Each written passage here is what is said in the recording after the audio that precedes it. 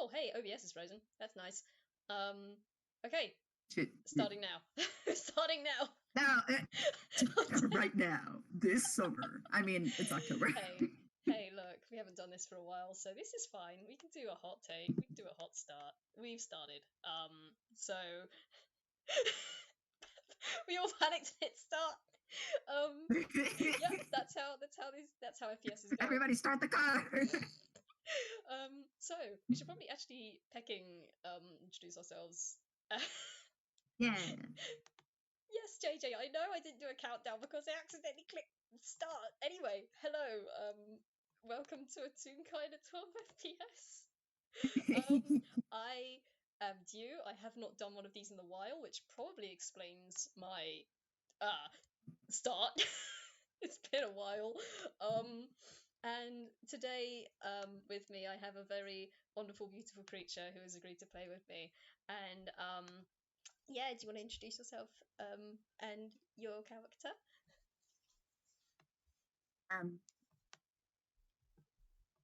Me bowled over with emotion. Okay. Well, I'm Wick. Hi. I'm playing as the one, the only, Austin Teishus. Boy. And I'm happy to play with you. I have missed this boy very much. I have missed him very, very much.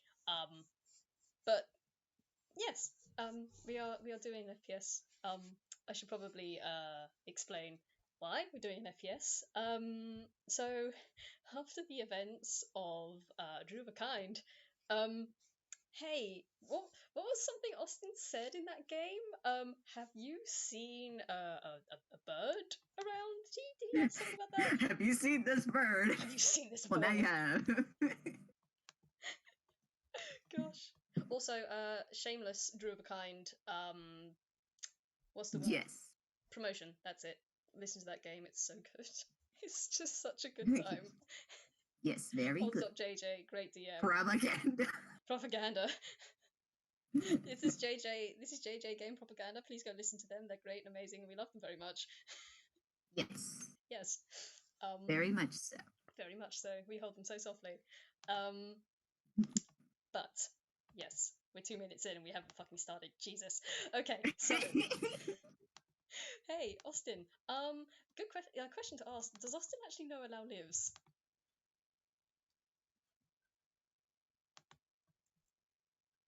You know, that's a great question. I am not sure. Okay, sorry, I just have to address the gallery. Drew does know where Lao lives because Drew paid Lao a fucking visit and almost knocked everything off of his shelves. Once! I mean... That was a one-time, people. Okay, fine. Well, I'm sure Lao would have probably left them, like, an address or something. He's not gonna just be like, oh yeah, by the way, you can never find me again. I come to you, you come to me. He's not a mob boss. Yet. I mean... Look, he's in training. Leave him alone. He's in training. He's in training. Anyway. I mean... Yeah. Anyway, Austin, you need to find out where the hell this bird lives. No, never shut up, JJ. We love you. For people listening, yes. JJ is in the gallery, and we hold them up, and we put them in a nice tub full of very warm soup because it is enjoyable and we love them very much. This is not an FPS. Surprise! This is actually just JJ Love Hours. Sorry. Gotta do the tiny part now. Joke's on you. Joke's on you, fools. God, it's been 4 minutes. Okay, right. Austin, roll me a survival, because you're trying to find out where the heck this bird lives. Uh-oh.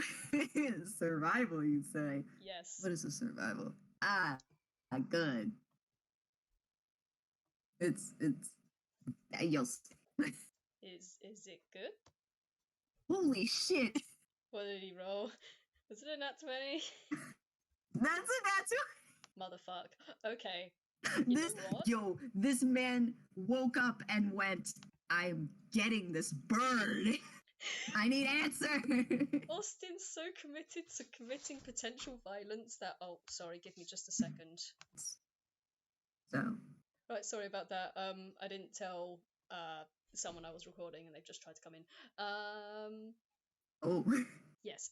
But yes, you're a man on a mission. he is zeroed in. Yes. Because the reason I Sorry, can't go ahead. No, you're good. I'm sorry, I keep talking over you. I am out of practice. No, I keep talking over you. You're trying to explain it, and I'm just like, hee-hoo. We talk over each other. That's how this works. This is the game. Ah, We I talk see. so much our voices meld into one. Anyhow, Austin.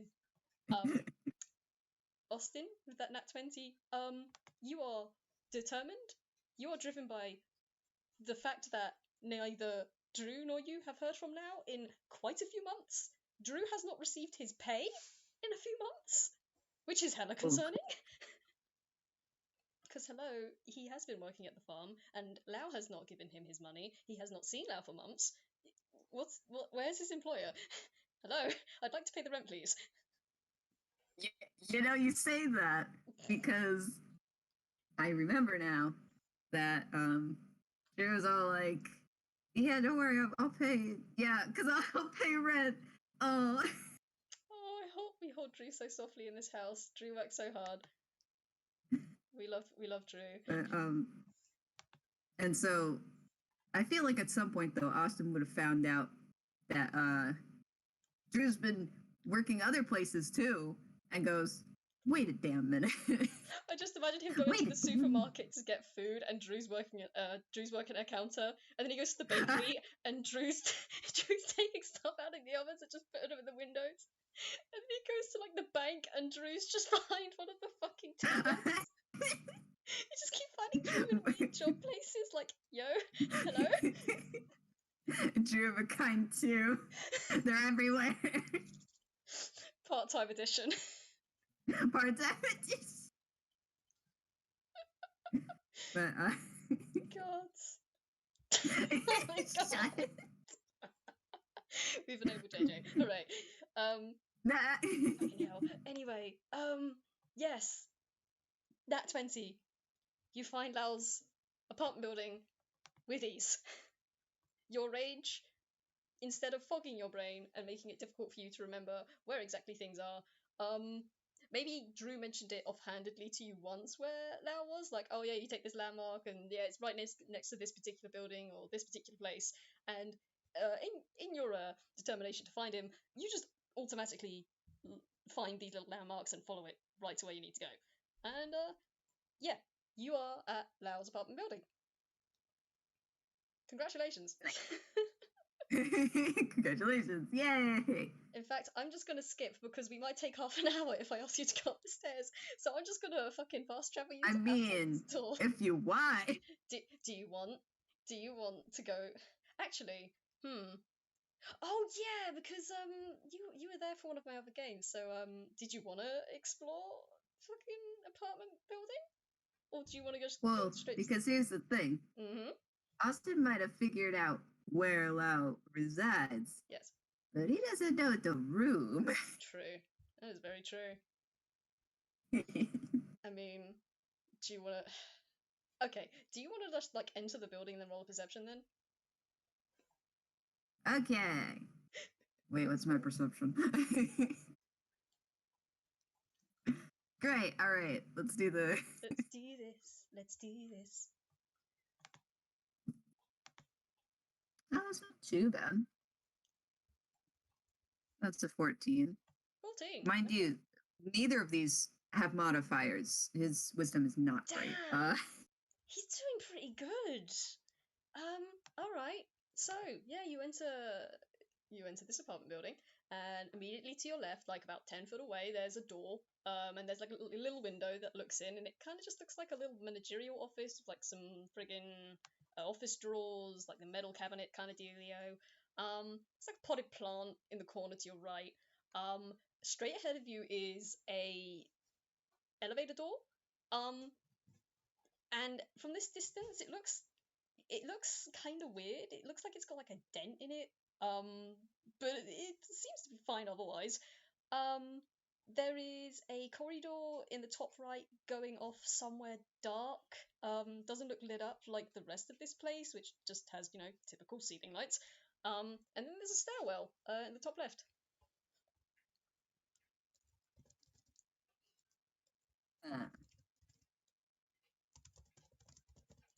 All right. All right, I'm gonna flip a coin. Oh god. Hang on. Yeah, no. Austin said, "Not in the mood for exploring. We are going to go exactly where this bird is. Where?" Cool. Okay. I'm gonna ask you. So, yes. Oh, sorry. You continue. No, my brain thought it was continuing, and then it didn't. I pat you so gently. In that case, I'm gonna ask you: are you taking the stairs? Or are you taking the elevator?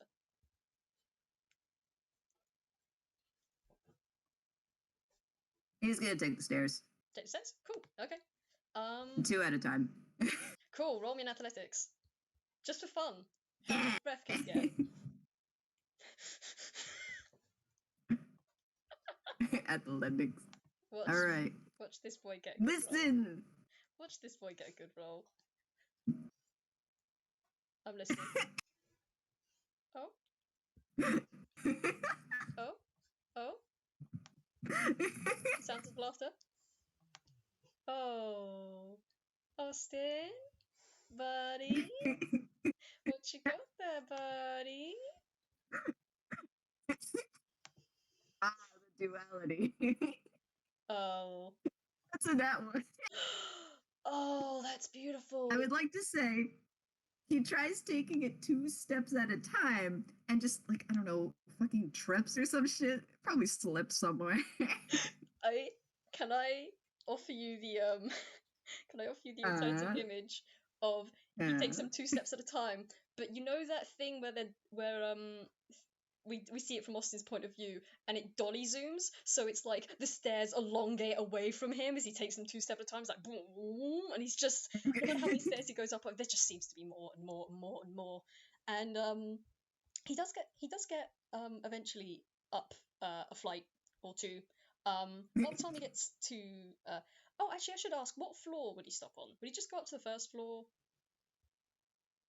That's a great question. Because he doesn't know where he's going. Yeah, he really doesn't. He thought he did. He thinks he does, but how big did it look from the outside? Could we tell how many floors? Oh, it's got about 5 floors. Hang on, let me think. Yes, so 5 floors and then the rooftop. Great. With a net. He's gonna want to go up to the 5th floor, slash the roof. But I feel like with that roll, he'd probably only make it to like the 3rd floor. God, okay. I feel like he's feels like the fuel of his determination to speak to this bird. He thinks he can make it. He can zoom up this. He can make it no problem. And then we cut to like the 2nd floor, and he's gripping onto the banister, and he's just wheezing as he tries to crawl up. And then we zip up to the 3rd floor, and we don't see anything for like a couple of seconds. And then we just see a hand grasp the top of the landing, and another hand. Yeah. He's just dragging himself commando style across the floor. Why are there so many goddamn stairs? God, I knew I should have been working out. And it just slowly cuts away to an elevator right next to him. That's a great question, Jay. What the hell is Austin wearing? God.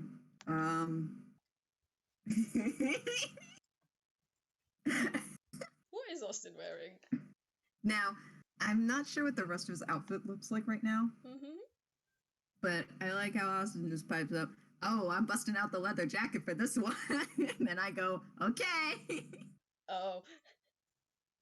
He wants to look cool. Hell yeah. And also partially intimidating. You know what? Because of that, you can add a +1 to your intimidation rolls because of that. I will give you a +1 for leather jacket coolness. Oh, +1. You got a +1. Because leather jacket's cool. He'll probably need it. But now he's like sweating in this freaking leather jacket. He's You just hear like the sticky sounds as the jacket pulls off the floor. Austin slowly picks himself up. But yes, you are on the 3rd floor now. God damn it. I'm gonna have to change this coat. Oh yeah, it'd be scuffed as hell, wouldn't it? Yeah. God. He eventually pulls the jacket off, and he actually just takes off his hat and stuffs it in there. Very nice. Puts his hat back on. Okay.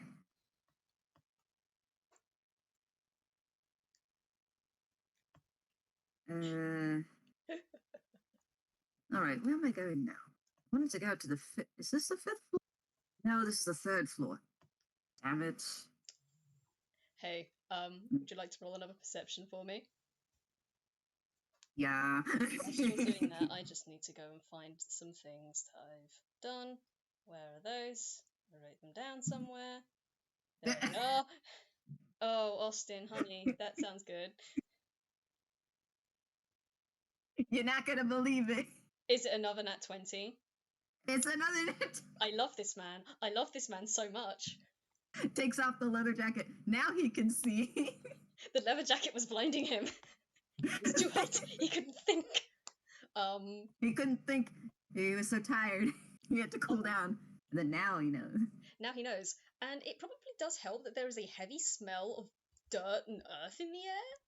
Like it's the as you on the bottom floor there was like a very faint kind of smell, but it was like the very faintest touch of earthy smell at the bottom floor. It wasn't really anything of note. Up here, it smells very much like freshly tilled dirt and very, very faintly floral. But with the nat 20, yeah, you pick up that floral scent immediately. And you also notice the floor has dirt marks on it. There are like little dirt trails kind of scattered around everywhere.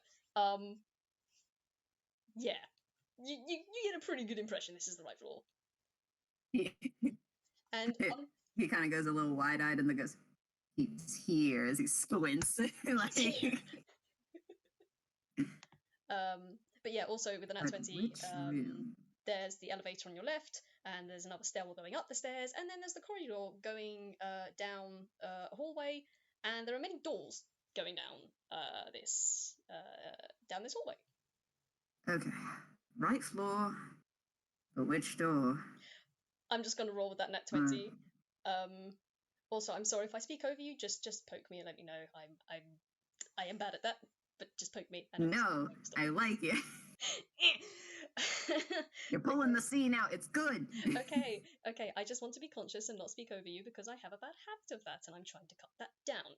But anyhow, continuing the scene, you walk down the corridor, and with the nat 20, it is pretty. I mean, it was obvious anyway, but with the nat 20, it's immediately obvious to you which door is Lao's, because all the doors kind of look the same. They're just like plain, cheap, generic wooden plywood doors that, you know. Are there even any numbers on here? He's looking around. There are small numbers, like typical ones etched onto the doors. But as you fold them down and you stop right outside one that doesn't have a number, but the lack of number isn't what really strikes you. It's the fact that it looks like it's the other doors are like rectangular, cookie cutout shape. This is like a carved wooden door, like one you would find in a cottage. Like it's completely wood and oak. It's heavy looking. It doesn't. One of these things is not like the other, and it's this door. This door looks like it's come straight out of the woods.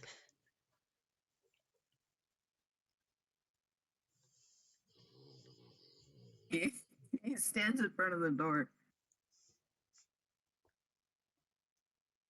Okay, is this too obvious, or is it that simple? I hope it's that simple. Can I just ask? Does Austin think this is a trapdoor? Listen. No, I don't think he thinks it's a trap door. But he always he despite a lot of his reckless behavior, he does tend to be pretty cautious. So he's kind of looking at this and going, is the plot really handing this to me, or am I gonna have to open this door, answer 3 riddles, do a pirouette? Like, what am I doing? I mean, it's a door. But he's now he's just thinking, all right, should I knock? I'm not gonna walk in. Oh, I'm not gonna break in and enter. No, I mean I could, but Oh, that wouldn't look good. hang on. You know, I'm gonna roll with that 20 you've still got. As you're standing and pondering about what to do and you're looking at this door, you do notice that the door is open, just slightly. It's not locked at all. It's very, very slightly ajar. Kind of like when someone goes to close it, but it kind of slightly bounces back open a little bit. Right, he's gonna take off his hat and he's gonna roll hammer space. Uh-huh. He's gonna roll it twice and see what happens. All right, and okay, cool. So that's a 7 and a 9 because he's taking out 2 things. Cool. First, he's taking out a pair of gloves. Slides those on. It's not his fingerless ones. You got something different this time. And then he pulls out kind of this rickety looking cane. And he's just gonna have that kind of in hand. Cool. And with said cane, he's gonna kind of poke the door a bit, like to push it open a little bit more. Yeah. The door effortlessly, despite the fact that it looks like a very heavy wooden door, it opens with almost no strength needed. Like, you just tap it and it just slowly opens inwards.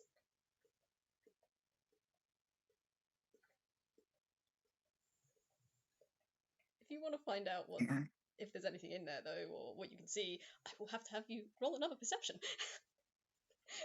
That's fine. He sees this effortless push up the door and goes, I know what I said before.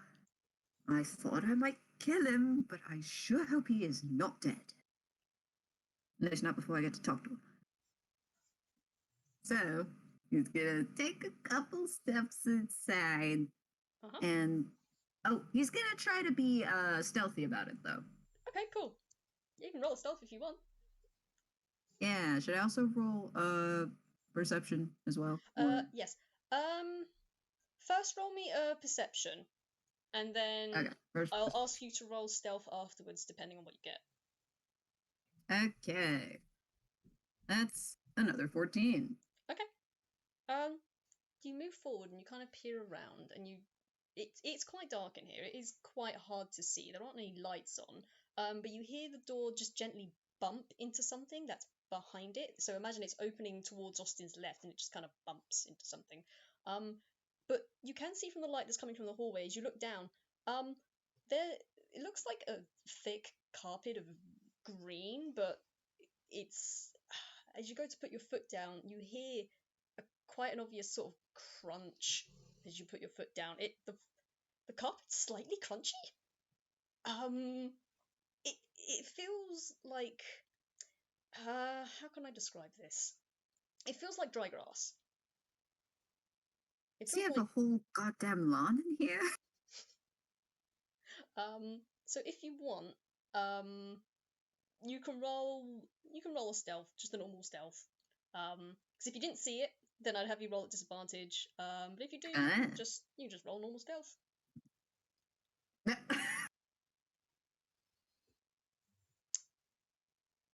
Damn.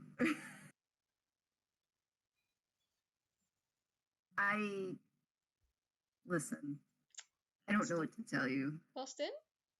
I don't know what the fuck my boy is on. Jesus Christ. That is your third nat 20. I'm not kidding. It's not even been half an hour and it's his third nat 20. He's on a roll today. But literally and figuratively. Damn. Hell yeah, go Austin. Listen, as soon as Austin finds Lao, this whole luck is gonna be out the window. Probably. Yeah. So but we'll see. Yeah, we will see. I'll use that 14 of perception as you go forward. So the nat 20, you look down and you kind of, it's like, you know when you peek at ice to try and find like the best spot to step so that you don't accidentally fall through, kind of like that, except to make the least amount of noise.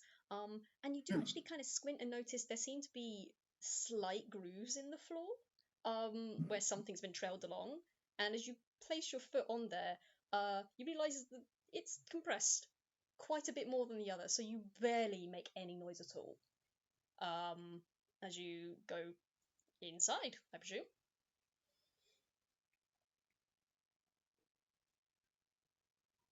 I said, I presume you go inside?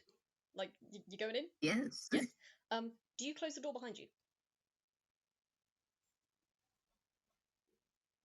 Because it is dark as you go in. It's the only light you're getting is from outside in the hallway.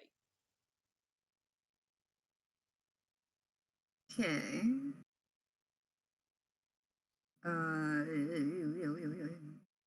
Actually, hang on, scratch that. Give me just a second. I'm looking at my notes again. Right.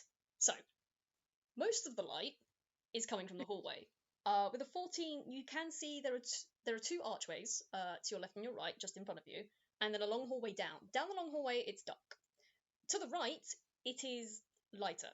To the left, it gets darker like it is from the hallway.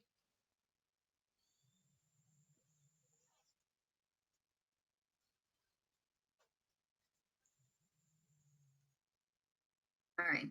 He thinks about it a moment, and then he goes and he closes the door, but he closes it in the same, like to leave it in the same manner that he found it. So he doesn't close it completely. Okay, cool. So yeah, the door is left very slightly ajar. There is a little sliver of light coming through. And as you do so, you notice that the light coming from the right room, you presume it's a room, there is a bit more light coming from there. And it isn't enough to see through the hallway. It does slightly illuminate the entryway of the left room, but otherwise, yeah, the left room is still kind of dark from where you're at.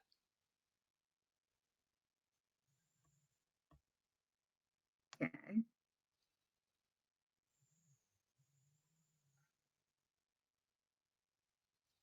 Where would you like to go? You have dark left room, slightly lighter right room, or dark hallway.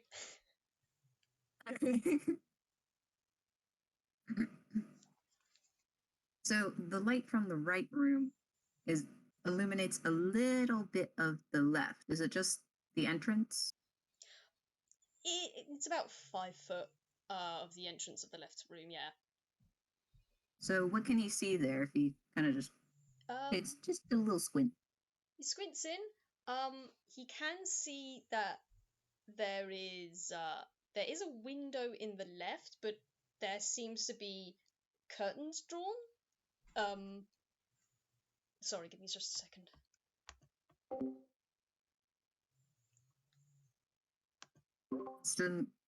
Sorry, I had someone come in again. No, it's okay. Right. So, if you're looking in the left room, you make out what you think is curtains, but the curtains are drawn across a window. You can't see too much. From the light, as you peek in there, it seems to be the back of a chair, and you can just about make out a table, like a heavy table made out of the same material as the door.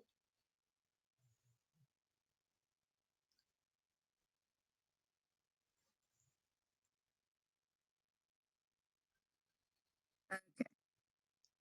So he just keeps that in his mind, and he's going to take a step back or two before now heading to the right where the light is coming from. But he's still trying to remain quiet. He just wants to see what or who is in there. Okay. So I'm just gonna roll with that 14 as well. You peek into the right room, and the first thing you notice is that there's pretty much a whole wall made of glass on the left that looks out over Toontown. Like we're talking like high-rise fancy apartment glass wall, lets all the light in. But despite that, it's still, even with the light coming from there, it something about the room just makes it kind of hard to see. You can just about make out a sofa of some sort, the back of it facing the window. In front of you is an armchair, it's back towards you, and then opposite that armchair is another one. And then in between all of these bits of furniture are what looks to be a stump growing out, like a quite a big stump growing out of the floor. And two mugs and a very strange looking teapot. And all along the walls are there are plants of all sorts growing from various pots hanging from the ceiling, from shelves, from desktops that seem to go into the wall. You can faintly smell mulch or something earthy coming from the room. And that's all you really get. Also, I'm really sorry if it's hard to understand what I'm trying to describe. If you want me to repeat anything, let me know. No, I got it. Okay. Let me see.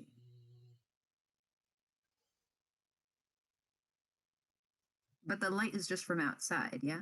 Yeah, there are no lights on in this room. To be fair, it's a decently sunny day. So there is light coming in from that giant glass wall. There shouldn't really be a need to have any lights in this room because most of the light from the day comes from that window. Um it's, you don't know why, but for some reason it just does seem a little bit hard to see. There's like weird little bits. There's like weird pockets of dark that you just can't quite make out. But for you can make out most of it. You can make out most of what's in the room.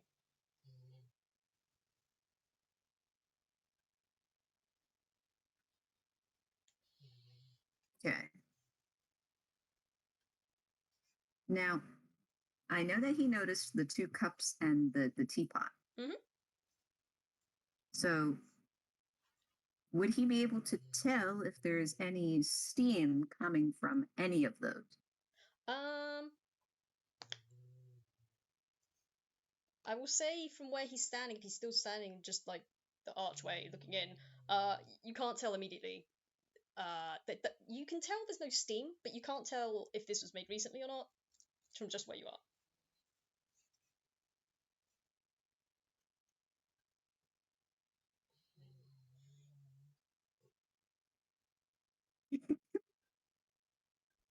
My boy is so stupid. Yeah, that's what we like in this house. so, so he's gonna take another thing out of his hat. All right, so let me roll Harris. Go ahead. Okay, that's all right. That's a 6. Um, he pulls. He kind of rummages in his hat as he backs up again and walks back towards the left room. Mm-hmm. And as he gets close to the entrance, he takes out what he was looking for. It is just a single, a rather long candle. Okay. He he's gonna use prestidigitation and light up the candle. I was about to say, I thought he just sticks the candle into it and just like whacks it around a little bit through the air. You can figure this out, can't you? How do you light? How do I light this thing? You know what? Yeah. Okay. Yeah. Prestidigitation. You light the candle. And yeah, you can definitely see more of this room now. So you can confirm that this room has 2 chairs in it, and a large wooden table. All of them, again, look like solid wood, not like something you buy from fantasy IKEA, whatever that may be. Something you immediately notice though is that there is like dirt just all along the counters, and by counters I mean the counters go from the wall behind the table directly opposite you, and they curve all the way around to the left underneath the window and stop at the point where they meet the wall next to the archway. Sorry, this is really hard to describe. I haven't done this in a while. I think I know what you mean. Yes. They go basically the counters go from like the left side of the wall to the back of the wall, the back of the room. And as you hold up your candle and have a look around, you didn't notice it immediately before, but you do notice now there seems to be like a weird kind of wallpaper against the wall. They've got like vines of all sorts kind of growing up and around, like in weird loops and lines all across the wall. Looks kind of weird. The countertops are covered in dirt. Like, there's dirt staining some of the cabinets underneath. There's dirt on the top of the counters. There's a sink that now you look at it is it's full of water. And you can hear, now that you're in the room, you can hear the quiet like plink plink plink of water dripping. Like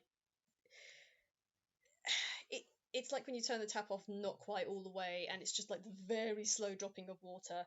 And the only part of this room that isn't covered in dirt is just a small puddle going overflow from this sink down the counter to a small puddle on the floor.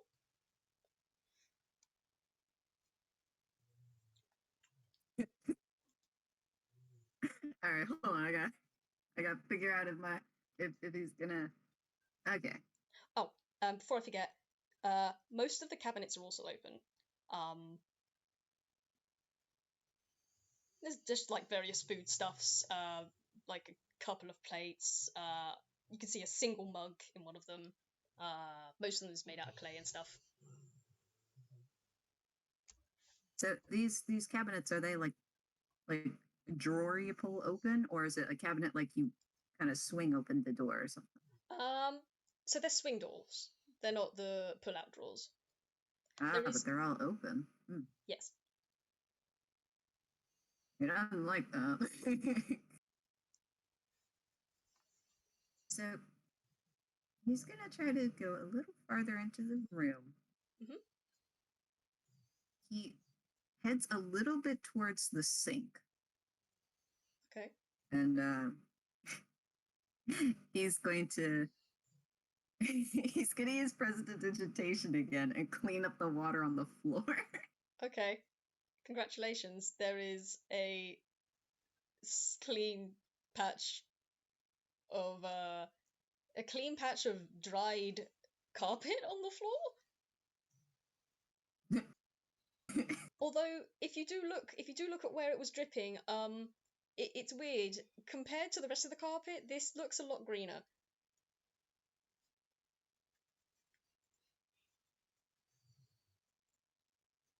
And now he's thinking, God, there's really grass everywhere. It's everywhere.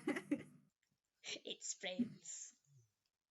But he is now going to redirect his attention to the curtained window, or at least he surmised that it was curtains. Yep.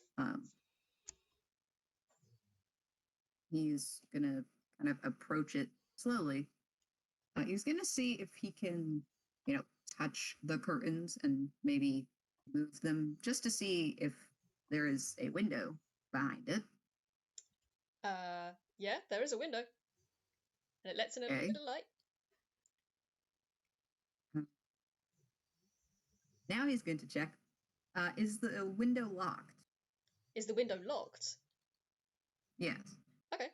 Well, if you pull the curtains open, the first thing you notice is that there isn't a latch on this window, if you're looking for that specifically. But I'm gonna just give this to you. You look out of this window, and it doesn't look out into the hallway like you think it would. It looks out into an alleyway.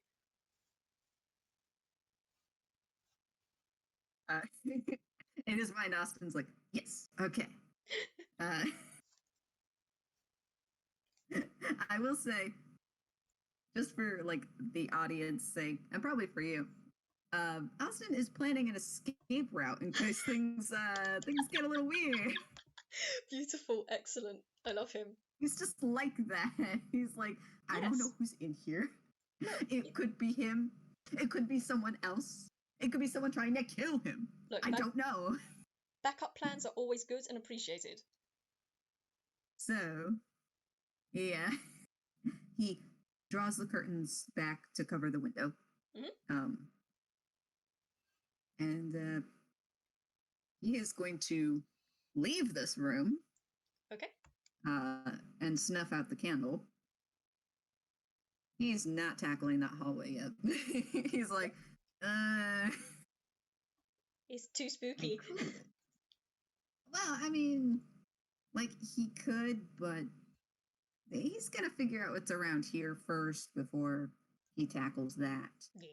Especially if he can find a light switch. Okay.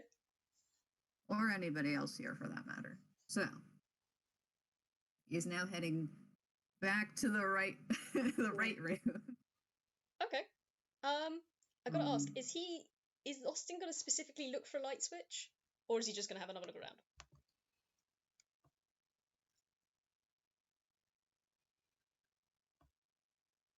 You know, looked for one.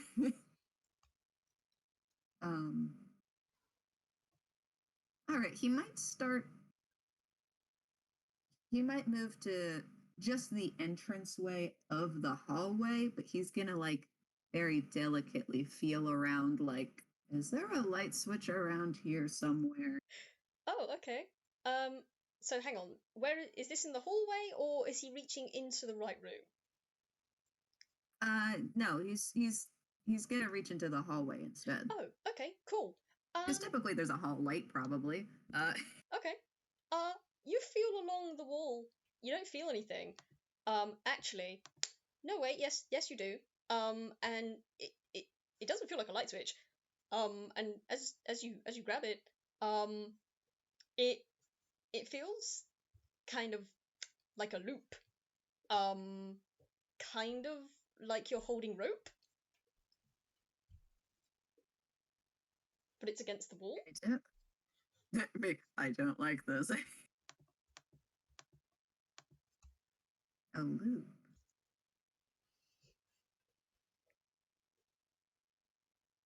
Well, you think he's gonna try the other wall. Okay. You go over to the other wall and you feel along, and you kind of feel along again. And again, you feel a slight. It's weird. You feel a slight raised bump against the wall, and then suddenly you're holding something. And it oh my god! What the hell is he holding? You look down and you're holding a vine that's just popped out of the wall, and it's weird because it looks completely flat and 2D against the wall, but then as you look down, it goes from 2D to 3D, and then it goes back into 2D against the wall.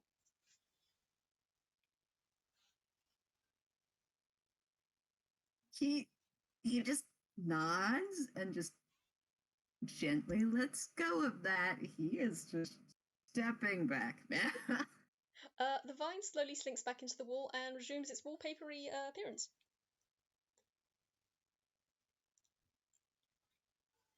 Great, good to know.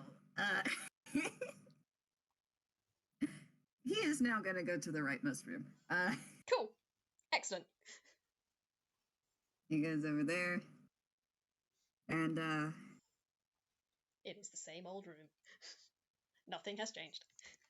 but this time, he is going to enter the room. Okay.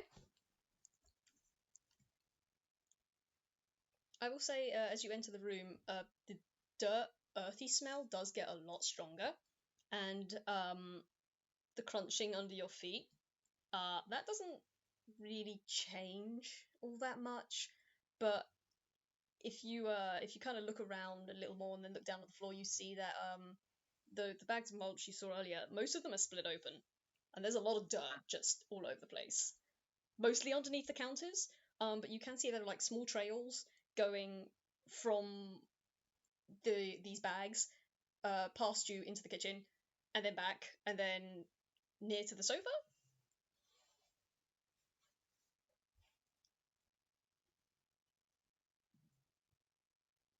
He is very confusion. I pat him. It's okay, buddy. This is a weird thing. It sure is. But yeah, is there anything in particular you want him to look at?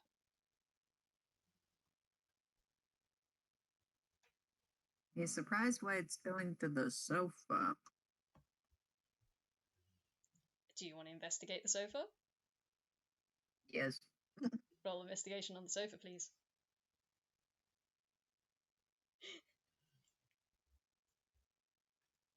My problem is, I'm pretty sure he has shit investigation. I believe in him. I really do believe in him. I know he can do this. You should not. I refuse to not. I have only faith and love and belief in this man. That he can figure out what the heck is going on here. Well, I mean, he's got a 15, so that's not bad. Yeah, cool, 15. Okay, that is enough. You don't know how you didn't notice this before, as you go over to the sofa and you kind of squint. But I'm gonna say it's more than just the sofa. It's like the general sofa area, so including the table as well.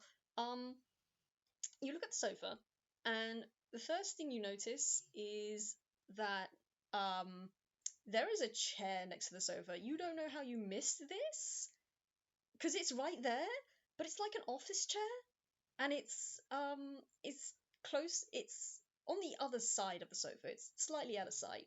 But it's like kind of it's like an office chair that seems to have been modified a little bit, and you think, ah, yes, the tracks in the floor probably made by that, because you look at the wheels and yeah, no, that kind of fits. And then you look down at the sofa, and 15, geez. Okay, the first thing you're gonna notice about that is you immediately notice a familiar blanket is on the sofa, covering something. Give me a hot second. Right. You notice the blanket, and it appears to be covering something, but you can't quite make out what it is. It's only the faintest outline of something.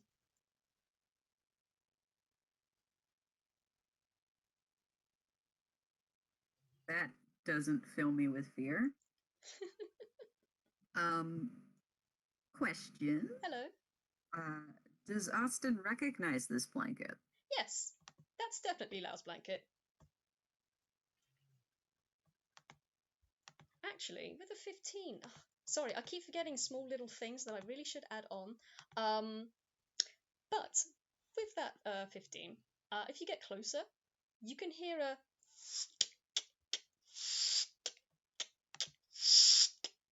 come from the blanket, and there's very slight movement.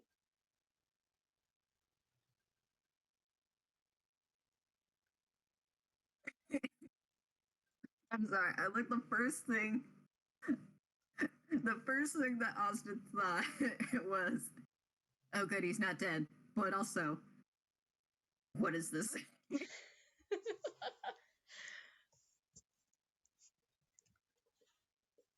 uh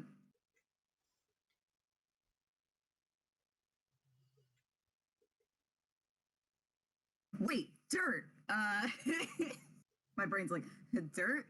Dirt. Wait, you said that there was okay, so the dirt trails are kind of They probably from the office chair. so the dirt trails go from the mulch bags. You can't tell where it kind of, you presume it begins from the mulch bags, but there's a trail of like mulch and dirt coming from the bags that go through the two archways into the what's the word, into the kitchen, and then back out, and then it stops very suddenly next to the sofa, between the sofa and the coffee table, or the stump table. Okay. I wonder if he's getting this. Because he has an idea of maybe what's hip hop happening, but he's not sure. Okay. But rather than not disturb whatever is under the blanket, he's just going to quietly head for the kitchen to take a look, see if there's anything of note there. Okay.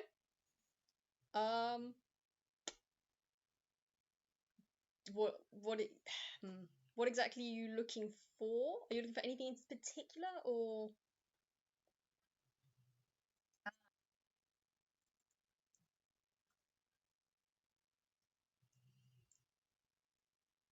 I pat you so gently. I was gonna be like, food. Would it help if I tell you right now that if you go into the kitchen and have a look around, apart from the now dirt trail on the floor and the other bits of dirt and what you now know to be mulch scattered across the counter, and what was once the overflowing sink, other than that, there's not really anything else that you can tell is out of place here. Ah.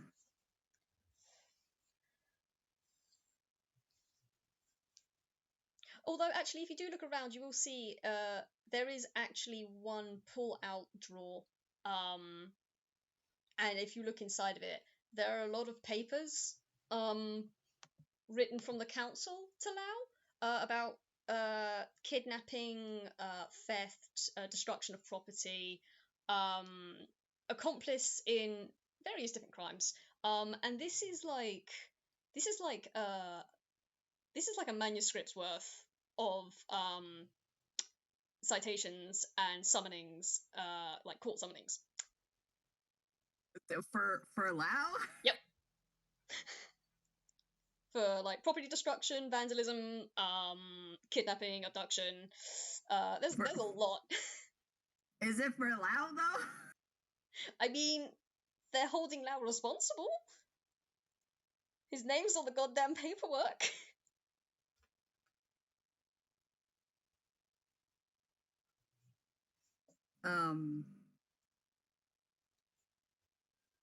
He's gonna look for the most recent citation. The most recent citation? Well, you look at it, and it is actually the one on the top, because these are gone from most recent to least. The topmost one? Let me just think. Give me a hot second. The topmost one is destruction of public property, specifically a statue in one of the parks that was completely obliterated, and the fountain was drained and blocked, and they couldn't fix it.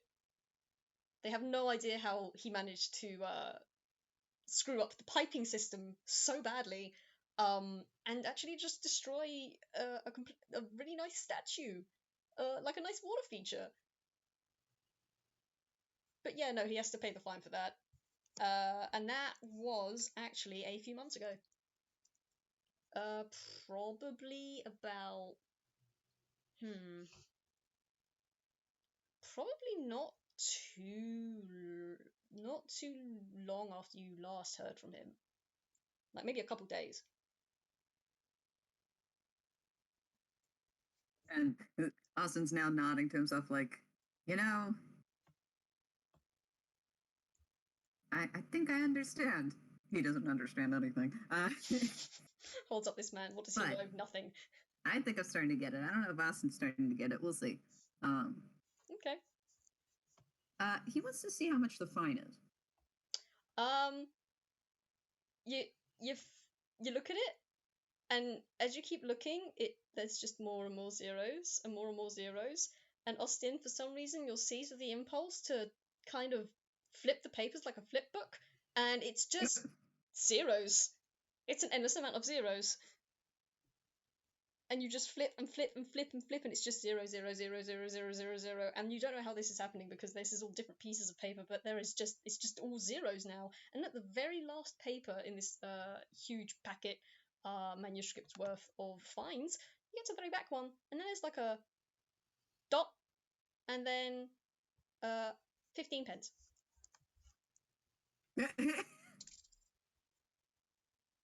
So it's just an obscenely large number and then 15 pence. Pretty much. Look, you think they're going to let you round it up or round it down? Hell no, they're squeezing you for everything that you need to pay for. God, that's a mood. I get it. Pats Yikes. you so gently. I mean, the thing is, I imagine that Eincourt has a budget for this kind of toony nonsense, but man, there is a lot in here that apparently the council just can't fund for, or the city of Toontown, or the town of Toontown just can't fund for.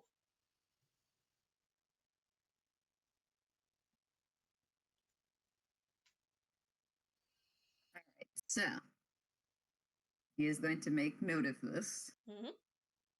He is going to put the papers back. He's actually going to close the drawer, but quietly. Okay.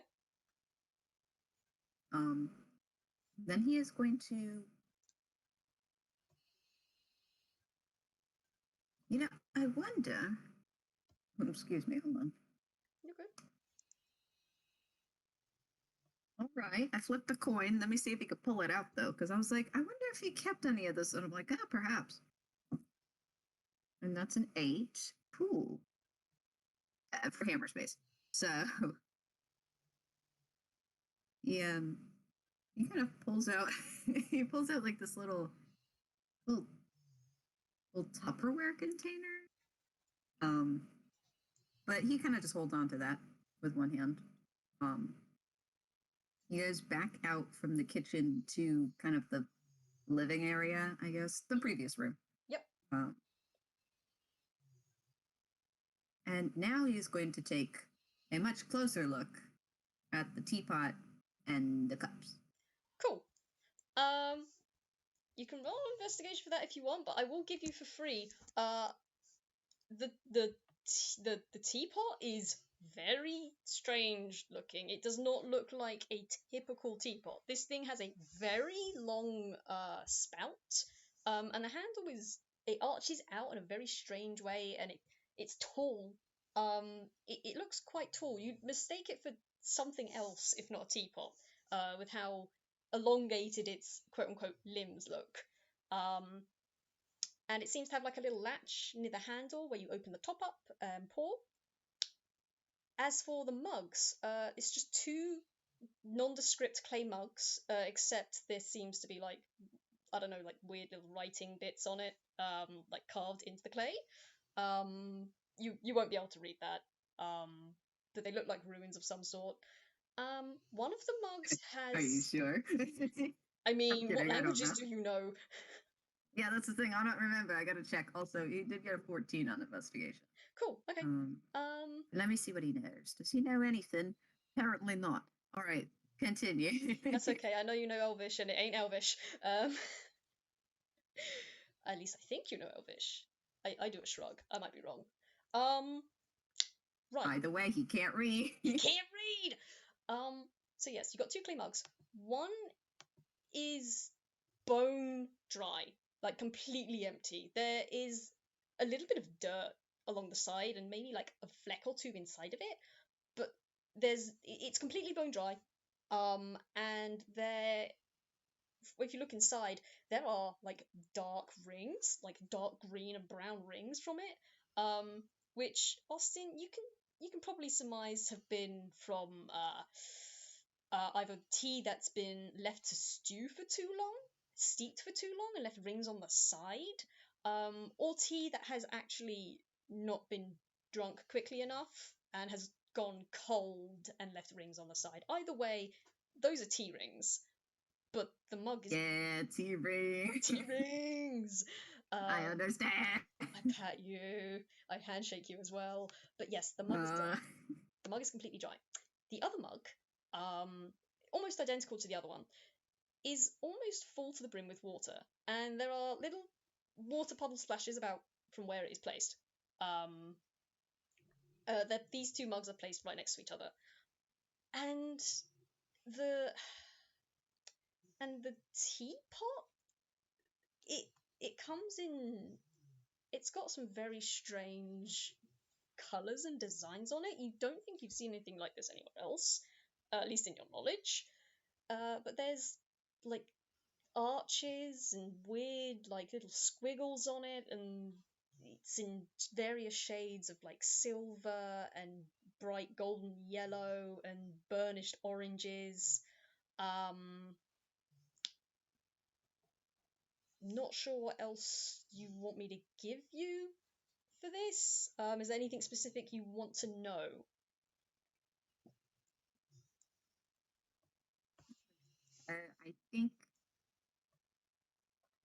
I think he wants to know if there's any heat coming off of it. Ah, right. So this no, this is stone cold. Do you touch it, or do you just like hold a hand over it? Like how are you doing it? He's kind of holding a hand up to it, but not touching it. Okay. Like when you hold up like the back of your hand to something right. to check the temperature. Yeah, no, it's all cold. It's all cold. There's no heat coming off of this whatsoever. Okay. I will also say, all the while, you are hearing that noise coming from behind you. Behind me? Yeah, no, because if you're... Oh, wait, I spoke... Hang on. Sorry, my brain's jumped forward as to where you are. No, continue. But you can hear it. I was like, it teleports behind you. Like, no, you're safe. It's fine. You're safe. Probably. But now. He's probably fine. Probably. Is there any other space on this stump table? Yeah, there's cool. Quite a bit of space. Yeah. He's gonna place down the Tupperware he took out. Cool. Just so you can keep one of his hands free. Mm-hmm. So he's going to kind of again quietly go back over to the sofa with the blankets and whatever's underneath it. Cool. You do me a favor. Could you roll me a perception with advantage, please, as you come closer?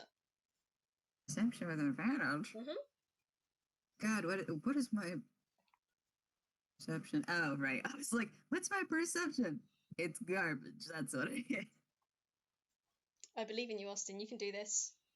But you gave me advantage, so I hope one of them works. Yes. Come on, Austin. You can do it. Nice. So that's going to be 15. That's cool. With advantage, by the way. The first roll was a 10. That's fine. That is completely fine. So... Whew, sorry, give me just a hot second. This is going to be... I've got to work up a thing to describe. Yeah, no problem. I'm having a blast just hearing all of this. You got me on the edge of my seat, like, what's going to happen? Okay. So it kind of makes sense why you didn't notice this before, because you were kind of busy trying to figure out what the hell was going on, where Lao was, where soul might even have been. Why is there dirt everywhere? Why is the floor crunchy? That's just strange. But as you go over and look down and you look at the blankets, you know how I said there was like a kind of weird outline before? Yes. Yeah, the outline, it's not coming. How do I say this? It's not over the blanket. It's underneath, and the outline is so goddamn faint. And because the sofa's back is to the source of the sun of light, you couldn't really make it out before. But from this angle, as you look down, you can just about make out an outline stretching across the rest of the sofa.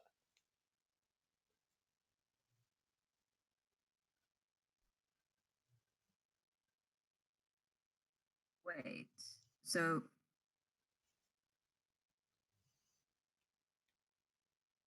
so So so is the blanket only covering part of whoever or whatever this is? the blanket is kind of bunched up, um, and there seems to be the outline of something coming out of it and going across the sofa. Oh. And the blanket is moving very subtly, but it is. And with yes, I know, badum-tish, did it. The blanket is moving very subtly. With every you can see the blanket, something moves just very slightly, like a slight bump, and then you hear the and the bump disappears. Huh. But it's almost, you'd have to be up real close to notice this. You can hear the noise because it's so quiet in here, but unless you were really up close, you wouldn't be able to notice this. But yeah, there is an outline coming out of it too, laying across the sofa.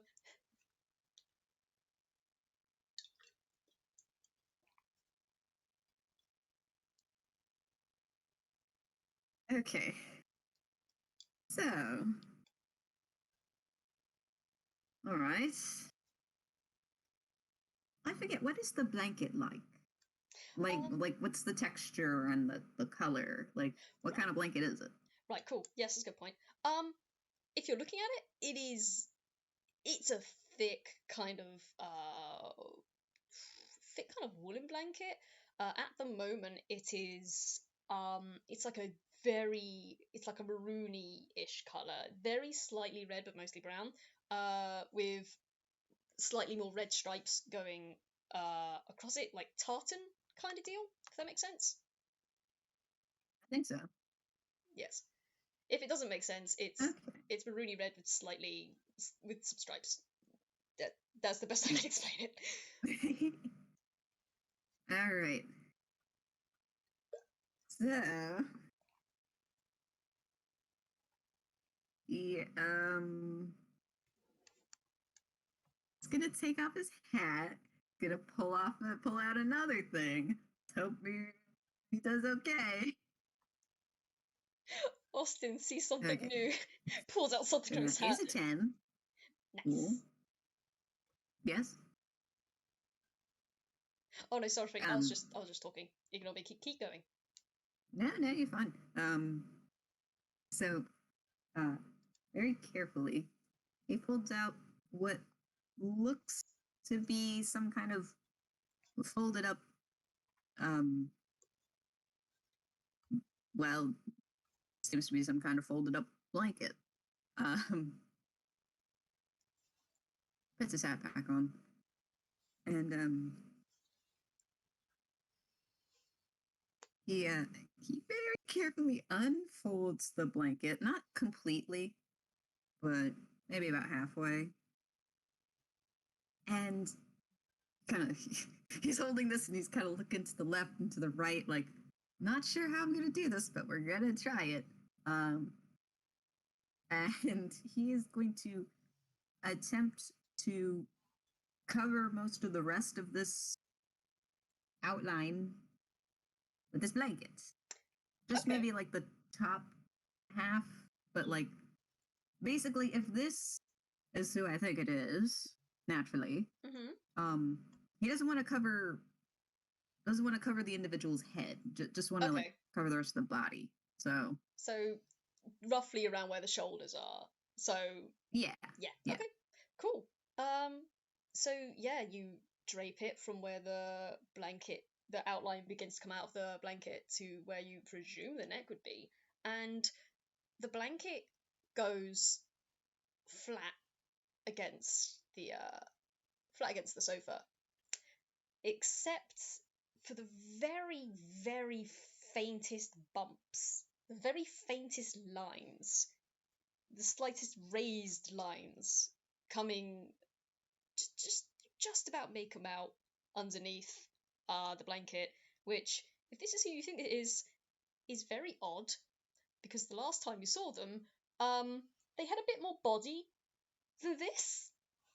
Like there should be more than an outline, if that makes sense. Yes. Yes, it does. And this some weird shit. Some weird shit. But yes, you can make out the outline of shoulders. You can see a hand kind of splayed against one of the cushions. And as you drape the blanket over, you can see one hand kind of draping from the side of the sofa towards the floor, and the hand on the floor is slightly curled towards the stump table. But I would like to emphasize that it is all very flat. It is not 3D. Very flat. Mm-hmm. Very flat indeed. Mm-hmm. Okay.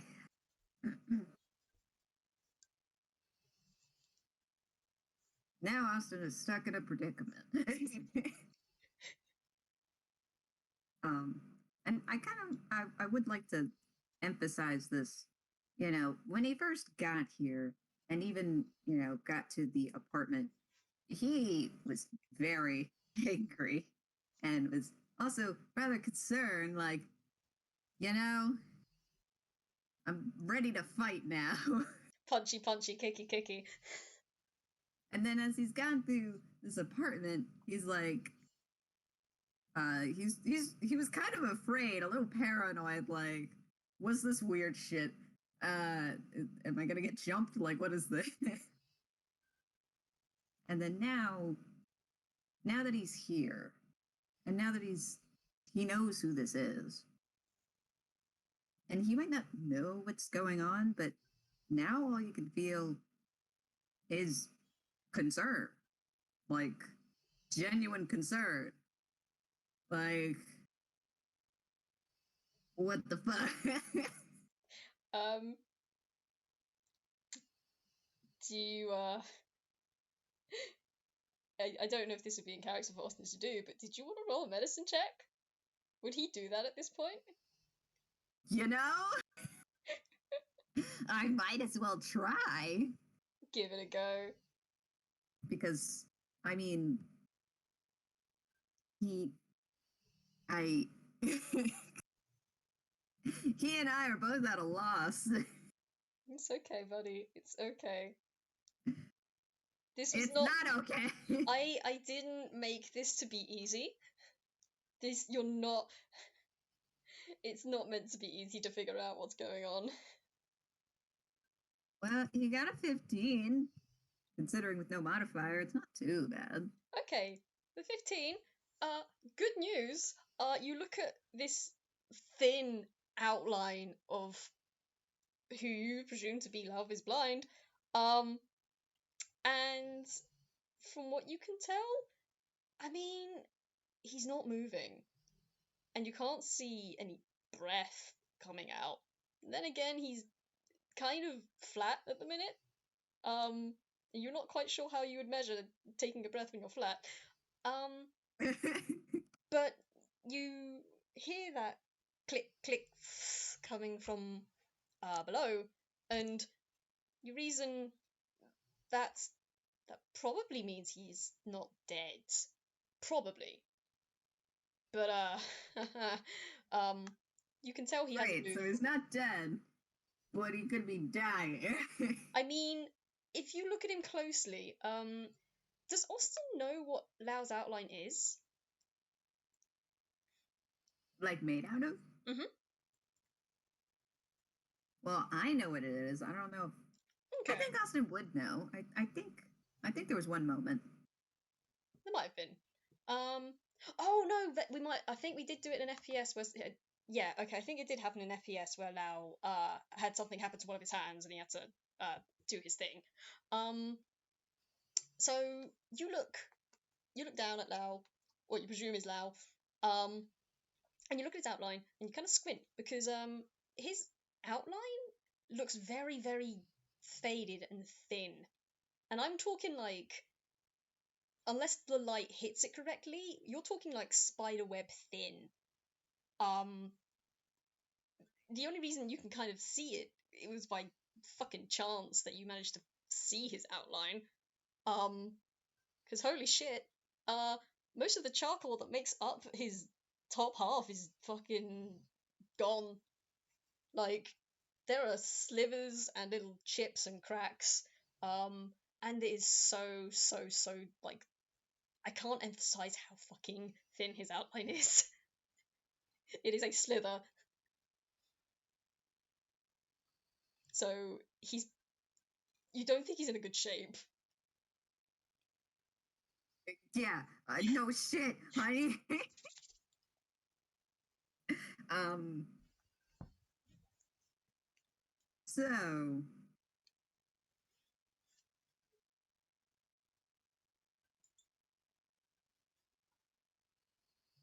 he's gonna take a breath, and not panic. You wanna roll fucking Totally not safe? panic. You know, just not panic. Pats this boy. Hold on, you know what? Why don't I roll a whiz save, see how my boy's doing? Roll that funky whiz, say boy. That geh can only mean good I'm not things gonna for him. panic. I'm not gonna panic. Don't Boy, worry. that's a 2. Don't panic! Calm. Panic. Well, he wasn't even calm from the beginning. So, he is going to get up. He's still going to try to be quiet, but he is going to leave the room. Okay. For now. Okay. Because now he is on a completely different mission. Cool. So he's going to go back out to, like, you know, where you would have the 3 entrances and stuff. Yep. And, he's going to try to find a light switch anywhere to try to go down this hallway. He's got to find... This is what he has in his brain. He's got to find some fucking charcoal. Okay. It's like, okay, if I were a bird, where would I put charcoal? If I were a bird, where would I store my copious amounts of charcoal? Okay. If you're feeling along the walls, I've got to ask, what side are you feeling along? Are you feeling on the right-hand side or the left-hand side of this hallway? Right hand. I mean, right side. Right side. Yeah. Okay, so you trail your hand along the wall. Again, the wall kind of shifts, and you find yourself holding a vine again. And it kind of... Actually, I've got to ask a question. Do you let go of the vine again, or would you keep a hold of it? He's gonna hold on to it. Okay. If you keep a hold of the vine and you keep walking, it kind of feels like the vine is it lifts up as you go, and it feels like there's the very slightest pull, as it pulls you along, towards towards what looks to be another open archway, except for the fact that there is there is what appears to be a beaded curtain in front of you. And there is light coming from this room, which is why you can see the beaded curtain. But it's not colourful beads; they're just like plain wooden beads. I see. You can't make out much of the room because again, wooden beads in the way. But you can see tricklings of light coming out. He's gonna go in. Cool. As you go in, you hear like the kind of clocking noise of the bees as you go through. Immediately to the top right of you, there is you can only describe it as a nest of blankets and twigs and leaves and bushes and all sorts of foliage just on the floor. And a sizable but comfy looking nest. But it all looks so dry. Like it's autumn leaf color. It's all dried out. You can see a small, short nightstand next to it, with a strange kind of plant on it as well. There's a dresser to the top left, and top left of the room, and to the complete left of the room, there seems to be a very like tall glass. No, sorry, give me a second to describe this. There's tall glass sliding doors that appear to go out onto a balcony, but it looks kind of weird. There's like a weird like fence around it, and it's slightly larger than what you would consider an apartment balcony to look like. And there's like a weird little there's something weird about that whole setup. But apart from that, yeah, that's all you get. Okay. You said there was a dresser in the top left, yeah? Yeah, top left. He's gonna go to the dresser. He's gonna start opening it up and rummaging through to see if he can find some damn charcoal. Okay, cool. You rummage through one drawer, and it is a bunch of blankets. If you rummage through another drawer, actually roll me an investigation because you're looking for shit. I am looking for shit. You're looking for shit. Roll an investigation. I'm looking for specific shit. And not great, but I could roll worse. That's a 12. 12, okay. So with a 12, you don't find any charcoal. You find some blankets. You find like a folded up, very nice. You might have seen Lao wear this once. Very nice like blue sari. Yes, I knew it was that. Yeah, it's very pretty and very delicate. You think maybe you shouldn't handle that too much. Yeah, he puts that back down. Another drawer is just books and journals and stuff. Like they're all like leather bound, or they seem to be like handmade. If he chooses to flip through them, you see there are lots of notes and sketches and details about plants, and they seem to be like research notes of some sort. Not, I mean, they're done in charcoal, but again, there's no charcoal in here. I would like to think as he goes through each drawer, he starts like slowing down because, ooh, soft blankets, ooh, lots of books with cool pictures. And he's just getting a little lost in the sauce before he's like, wait, I'm looking for charcoal. He gets distracted by all the nerdy shit in the books because Lao has been doing some very interesting things with plants. I didn't know you could mix that magic with like biological matter. That's kind of interesting. No, yeah, wait, it just starts kind of thumbing through a couple of the pages, and he's like, wait. Now is not the time. Now is not the time for science. So, I guess he's exhausted that. But he is gonna go now over to the nightstand. Is there like a drawer, or is it just like a little table? There's like it's like one of those single drawer nightstands. It's not very high off the floor. Nice. He's gonna look through the single drawer. Cool. I will say, as you reach down, as your hand reaches down towards the drawer, you hear a whoom, and the little light comes on. But yeah, you can roll another investigation. Actually, no, you know what? You'd have to roll another investigation. If you feel around in the drawer, I didn't write down what you'd have in this drawer. I'll think about that later. You go through a lot of different stuff. There's like quills and ink pots and scraps of paper and stuff. But if you reach like further back into, actually, would after not finding much of anything, would Austin like just yank the drawer out, tip it upside down, and shake it? Well, I mean, would you little shit? Would you? I mean, on the one hand, I feel like he would be the type, but only with his own stuff. Fair. So. Okay. But he is rather panicky, so maybe he might. I mean, it's up to you. If not, it's fine. Instead, we could just say like he. Oh, go ahead. Yeah, I think he'll pull it so that he can take the drawer out, but he's not going to turn it upside down. He's like, all right, I got to see what I'm looking at. Okay. Yeah, you pull it all the way out, and there's just like bundles of paper, and there's like a small stack of tied up papers. They look like letters, written not in Lao's handwriting. And as you kind of scan over this drawer, you do hear like a little clink of something hitting the bottom. Okay.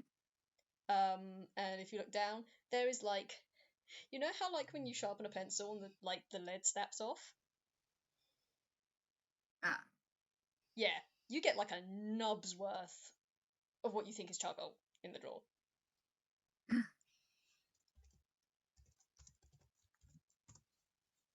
All right.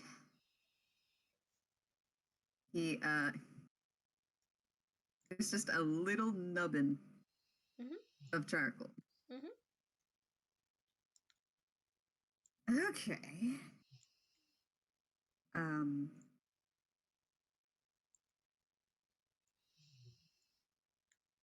So now he thinks he kind of gets it, but also, yikes, there is only a little bit.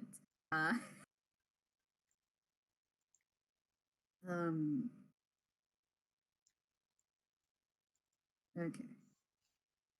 So what he's going to do, just from his pocket, just his regular pocket, he's gonna pull out like a handkerchief. He's going to very, very carefully pick up the charcoal and keep it protected in the handkerchief. Okay. And he will put that in his pocket. Okay. And now he's going to go, I don't know where he's going to want to look first. Well, he's going to go back to the dresser. Okay. Because now he's looking for something else. Okay. Because clearly there isn't a lot of charcoal. But you could make charcoal. But he's not sure how. So he's hoping that one of these books will tell him. Okay. I will say, did you want to roll something else, or do you want me to use your previous roll? It's up to you. I don't mind either way. Because on the one hand, I'm like, oh, it'd be good to re-roll. On the other hand, what if I roll something worse? Duality of dice. We'll roll one more time. Why not? One more time. You know, I'm glad I did. I guess now his brain's like, all right, now we gotta really look for stuff. Am I still rolling investigation? Yeah. If you look for something. Okay. So that's an 18 now. Damn. Okay. With an 18, you're looking through these books, and you can tell that none of these are anything about making charcoal. There is one book that says that's buried near the bottom that says how to be funny. If you flip it open, there is a library sticker in the front. It was taken out quite a while ago. Oh. And if you look through the other books, it's mostly just like botany stuff, some experimental like it's a lot about like lots of rare flora and fauna and things like that. There is one book about the myths, religions, and practices of various deities and beliefs in Inkwell. And there is one other book written in a language you know. I believe you do. I could be wrong. Does he know Elvish? I mean, I would like to say he knows it, but not very well enough to be proficient. He could probably Okay. read a bit of it, but not all of it. Okay. That is fine. You can kind of. I mean, it is mostly kind of like a plain journal book kind of thing. But it's made of like some sort of leather. But hard etched into the leather. You can make out the words white, but that's it. Make out what? You can make out the word white. There's a couple of other words on the cover, but that's all you can really get out of it. White. That's it.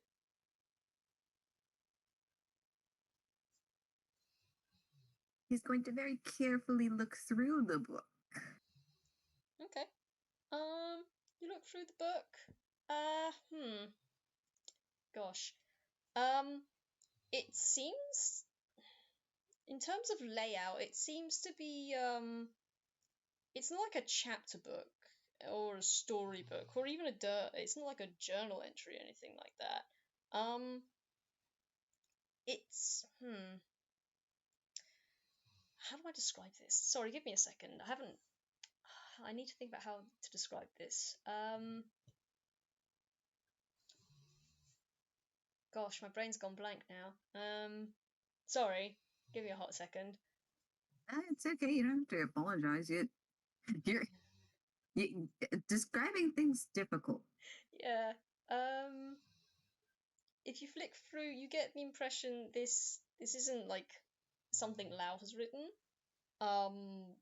Just from the handwriting alone, and the fact that it's ink and not charcoal that was used. But it doesn't look like a diary or a journal. It doesn't look like any of the other scientific research papers or anything else in this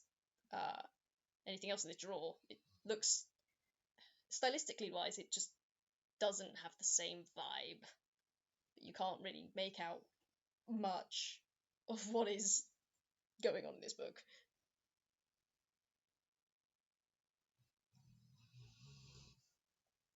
He is very interested in the book, but he will put it down. He needs to focus on the task at hand. He will kind of, put the books back in a relatively orderly fashion. He doesn't really want to make a mess here, but Okay. he's gonna go back to the nightstand. Okay. He's gonna start looking through the papers. There's gotta be something. The papers? The papers, from what you could tell, it's mostly like scrap papers. There seems to be like writing on it that's been crossed out and then written again and then crossed out and like crumpled up papers. You presume this is probably just late night thoughts and ramblings kind of thing. Like the writing seems very sloppy and just kind of like crossed out multiple times. The bundle. Do you look at the tied bundle that's in there as well? He wants to, but he's debating. Because when you tie up something really well, and then you untie it, and then you look at the stuff, and then you go to tie it back up, and you just can't tie it correctly. Yeah. He's afraid of that. I do not want evidence of my tampering, sir. No, thank you.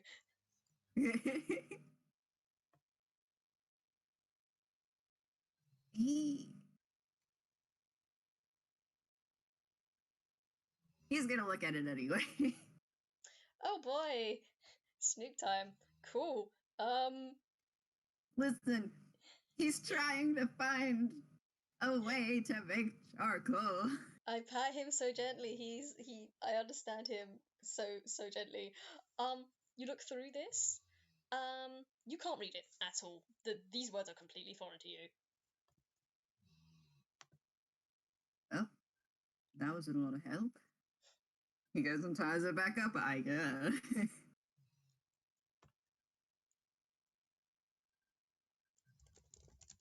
He's gonna struggle with that a little though. Roll me a sleight of hand. Oh, a sleight of hand. Roll a sleight of hand. Come right. on.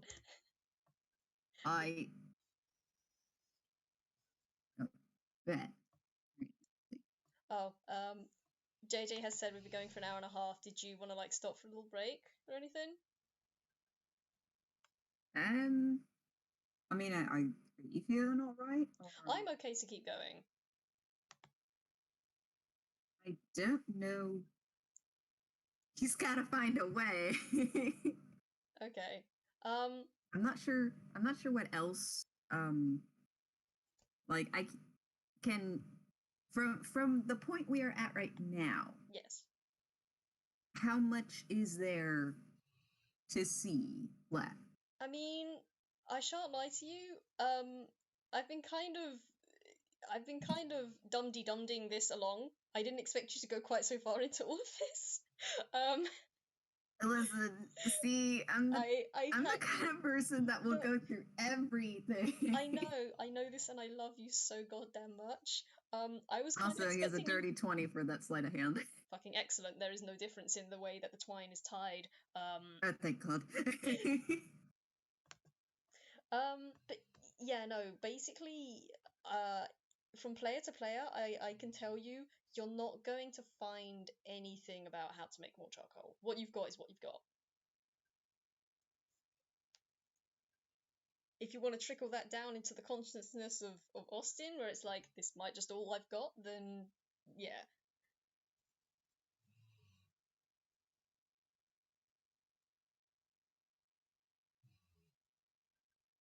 Okay. So, I know now what he's going to try to do. Okay. So he has a little piece of charcoal, but he also is going to take a couple quills and a couple ink pots with him too. Okay. All right. I want to hear what he's going to do. He's going to shove them into his hat for now. What's that on?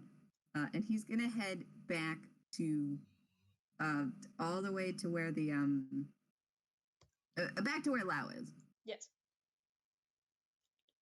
Nothing has moved. Everything is as it was.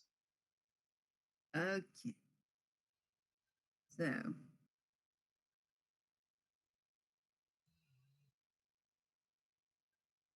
He's gonna go into his hammer space. I've been waiting for him to fumble the entire time, and he has not, which is good, but also, Anyway, he pulls out a mug, and he's gonna go over to the teapot, and he's going to attempt to pour whatever is in it into the mug. Okay. You pour the teapot, and black stuff comes out, and it's definitely not liquid. It looks like some kind of powder. Oh, for fuck's sakes.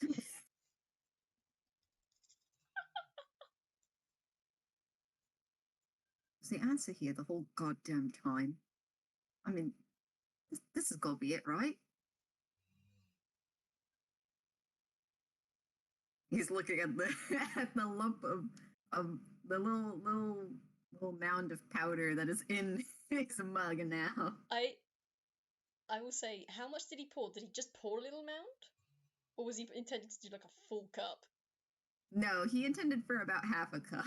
You get half a cup's worth.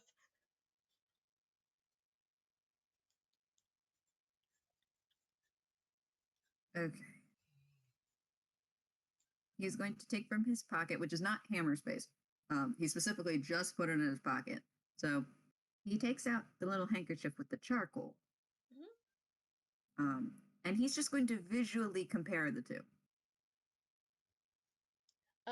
They are both black. One is solid black, like a solid piece of charcoal, and the other is powdery black.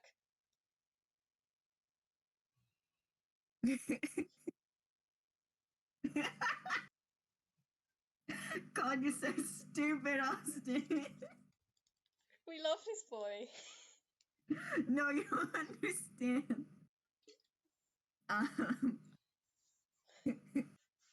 He sets both of those down on the table. Okay. Question. So this mug. Yes. No, I was just going to ask. To clarify, has he pulled out the knob of charcoal to compare it next to the mug? Yes. Okay, cool. As you put it down on the table next to the mug, you kind of squint at it, and it's weird. It looks like there's less of it than there was before. Ah, shit. Yeah. He picks it up like he kind of goes to wrap it up. Oh, sorry, go ahead. Yes. I was going to say, as you go to wrap it up and you go to pull it over, you see little flecks of black powder seem to be coming off of it. Kind of like something is rubbing it, but there's nothing rubbing it at you, and you're not rubbing it like that, but you see little flecks of black powder come off onto the handkerchief and then float into the air and into the spout of the teapot. Oh my god, what the fuck? I am not smart enough for these kind of riddles.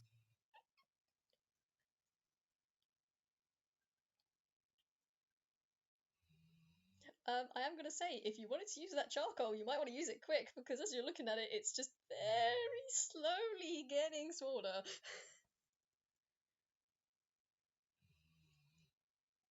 Okay. What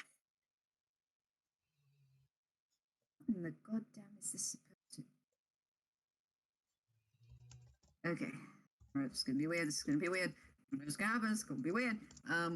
He gets up. He immediately goes over to where the flat outline of Lao is, question mark. Mm-hmm. He doesn't pull off the blanket that he added on there just yet. He's just gonna squint a lot, and he wants to attempt to try to fill in a little bit of the outline. How much? I know it's not going to probably do the whole thing unless I only did like one layer. But how much would you be able to fill in outline-wise with this piece of charcoal? You would probably be able to circle. You probably tell me what bits you want to outline. Like, how much is he trying to do, and where is he trying to fit it out? Well, he knows the most important thing, which is Lao's head and beak, so that maybe he could tell him what the hell else to do. Okay. There's enough to do the head and the beak, and maybe the eye, but that's about it. By the way, the curls aren't included in the head, if you want to do the curls.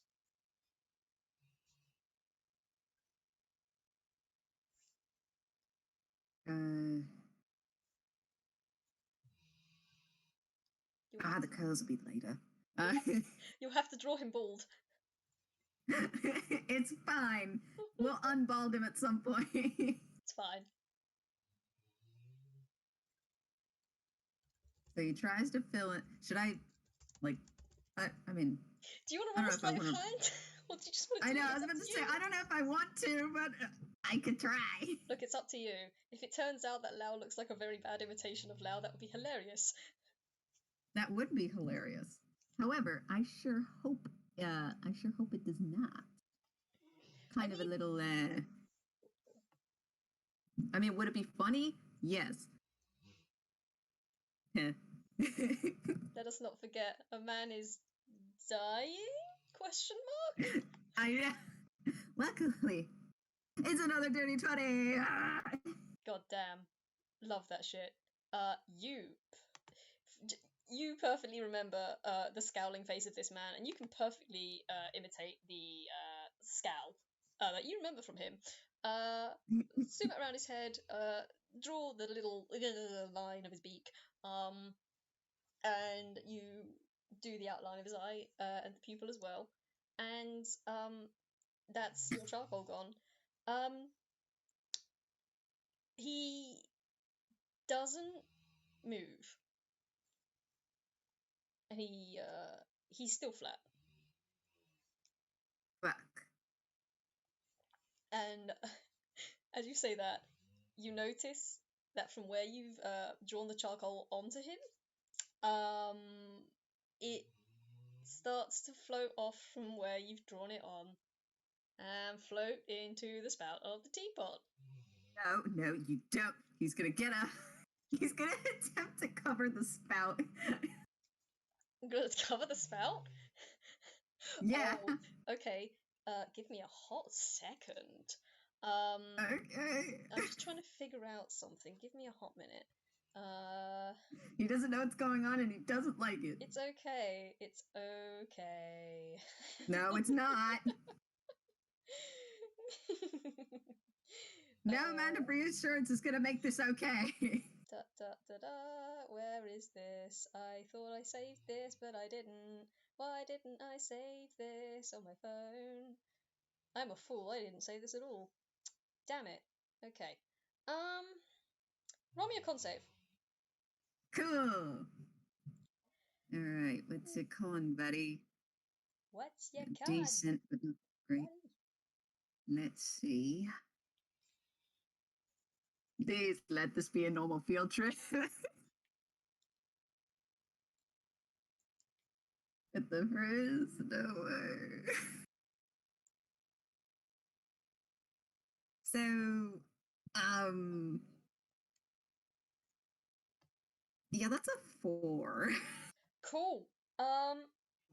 As you cover the spout of the teapot, you can feel it vibrate and start to shake, and then it starts to puff up a little bit, and then a little bit more, and then a little bit more, and then with a poof, a great stream of black smoke, you are propulsed into the chair. The chair rocks back a little bit on its heels before slamming down again. And you cough as you accidentally inhale some of that smoke because, you have been blasted back into an armchair. And with all of the dust of what you can now disgustingly taste as charcoal, because you breathe that stuff in. Oh God, I've breathed them in. Don't think about it. It's fine. He's trying not to think about it. Don't think about it. Don't think about it. It's fine. All that black dust starts to slowly lift off of you and come back into the teapot.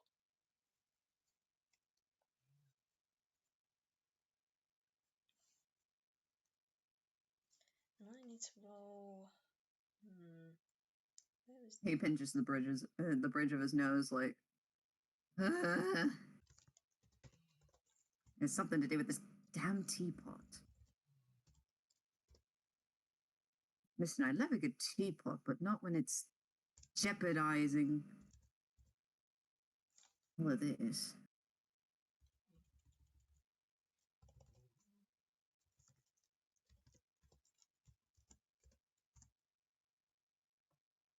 God damn it.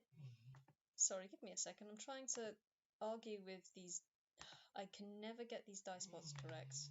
They have changed everything, and it makes it a little difficult. I think Is it Avray that's in here? Yeah. Okay, I think that's !R space and then whatever you're rolling. Right, let's give it a go.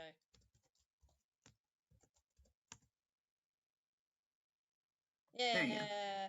Okay, cool. That's fine. go. Yeah, cool. Okay. I'm nervous. Don't worry about it. It's fine. JJ in the library. Choose first roll. It's been And I'm over here like, damn. It's almost been 2 hours, and I finally made a roll. I feel so bad. No, dude, I have enjoyed walking you about this place and having you look around and try to figure shit out. But yes.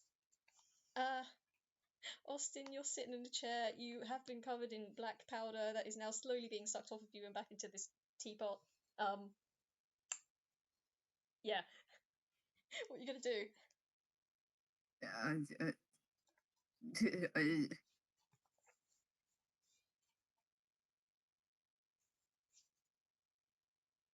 Okay. He is going to pick up the teapot and examine it as best as he can. Maybe there's a switch to flip or something. You look at the teapot and it looks the same as it did before. As you pick it up though, you do feel it it's both it's weirdly both heavier and lighter than you thought at the same time. It's kind of hard to describe. But it looks like this the patterns on it, there's raised bumps and the swooping arching lines and the little squiggles on it, they're like raised enamel. And if you look closer at it, it kind of looks, some of it looks like enamel, but some of those look like actual genuine like gemstones and jewels.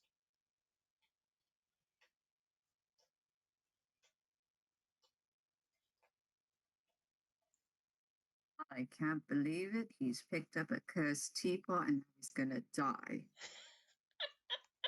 Died from drinking too much tea. Died from consumption.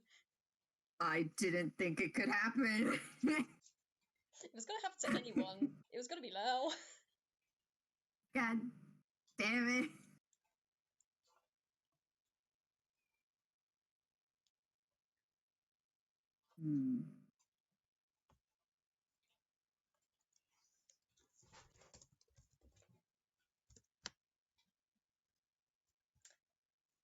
Oh boy, cool. Nothing but threes. Only. Only 3 for me. Don't worry about that roll. It's fine. But yeah, I you look don't at this. like these. It's fine. It is okay. Please continue of your examination. But yeah, you can still see, even as you pick it up, the black stuff moves to go towards the spout, no matter where you move it. Yeah.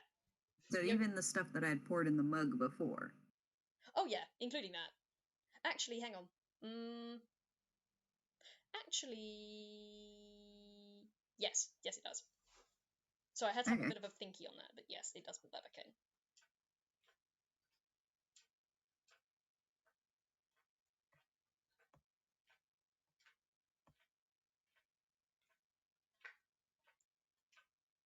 So he sets the teapot back down. And then he takes a look at the 2 mugs that are there. Because one had little charcoal specks in it.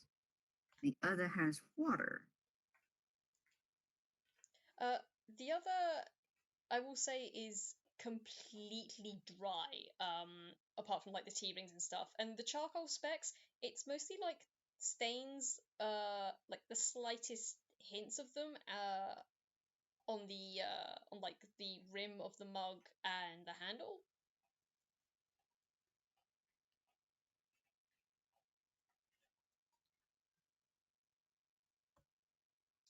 And the other?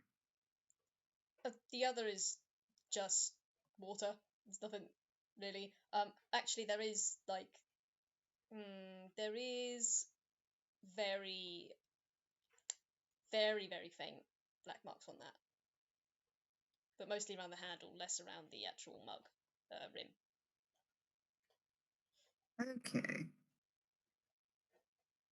Oh, this is gonna be so weird. All right. Does this mean? And he's kind of like talking himself through it here. Mm-hmm. Does this mean I have to make tea out of this and have him drink it? That's kind of fucked up. Oh my god. He's just sitting there like, man, would that be fucked up or what? What I love about this is that Austin has not even thought to think, this is outside of my pay grade. I should probably go find help. Oh no. He's like, I found this mess, I'm gonna clean it up. Love this boy. So he's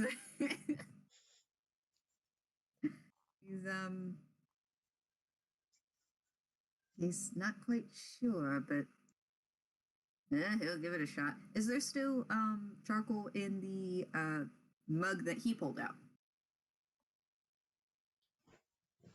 The mug that you pulled out. Yes. Sorry, hang on, what mug is that? It's just the one he pulled out of Hammerspace. You put charcoal in that? Oh yeah, Yeah. right, you poured some into that mug. Yes. There is a little bit left. Most of it is flying out of that mug and into the spout. Okay. He's gonna speed up the process. He kind of holds the mug real close to the spout so it can get back all in there, and then he's gonna try something. Cool. Okay. You hear a sound of like sifting sand, and yeah, it just swoops back in. Okay. I sure hope I'm not fucking anything up here. So now he's gonna pick up the teapot. He's gonna pour some of just a bit, maybe like a third of the cup of the powder into the really dry cup. Okay. And then he's gonna set down the teapot real quick. And then he's gonna pick up the mug with the water. And he's gonna pour some of it into the dry mug. Okay. Yeah, you pour the water into the dry mug that I presume still has the powder in it. Yes. Cool, congratulations. You wet some charcoal with some water.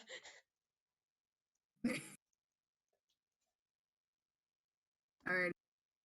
He's gonna roll Hammer's face. Ah, fuck! I can't believe you done this. Of course you do it now. This is great. That's a one. JJ, I hope you're enjoying this. Absolute palaver. He's just a buffoon. I love him though. Have you considered that we love him so much? Oh my fucking god. Also, JJ did bring up a little while ago, but we have been going almost 2 hours. If you need to like step away, take a break, have some tea. Lots of water. I think we've had enough tea here. So he goes into his sleeve, because his hat isn't his only hammer space, but he goes into his sleeve to try and pull something out, but he starts pulling out one end of a pool noodle, and he goes, "Fuck." Hey, never dismiss the use of the pool noodle. And he just pushes that back in there. He's gonna nah, he's not even he picks up this wet charcoal, and he is going to dash over to the kitchen, and he's gonna find a fucking spoon. A spoon? He wants to find a spoon. Cool. Did you say you closed all of the drawers in here and all of the cupboards? No, he only closed the one that had the paperwork in it. Okay, cool. If you look around, you find a spoon. Easy. Spoon. Spoon. He grabs a spoon, and he he walks back into the other room where he was before, and he's stirring this. He is stirring this like he's making instant coffee. Okay.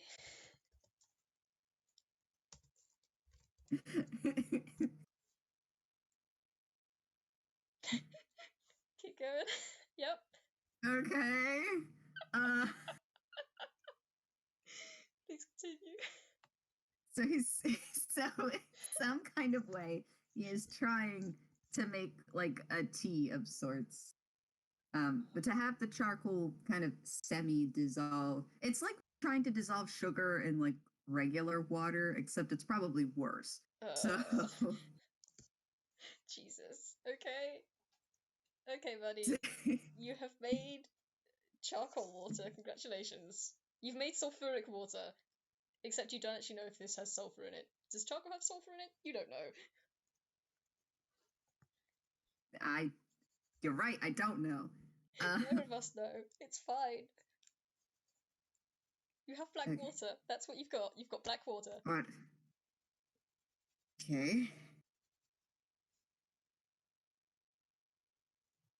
Oh, I don't know if this is a good idea. I don't know if this is a good idea. He keeps repeating as he goes over to Lao. Okay. There's no change from before, except that pretty much all of the charcoal you drew on him before is, once again, flowing steadily into the teapot. All right, so he's not going to touch any portion of Lao, but he's gonna kind of get in close a little bit, and he's gonna try to make a couple snaps with his fingers, try to wake him up a little if he can. There's no response. You get nothing. Damn it! God, how do they do that? How do you make somebody unconscious drink something? Can he drink this? Well, that dude can eat anything. But,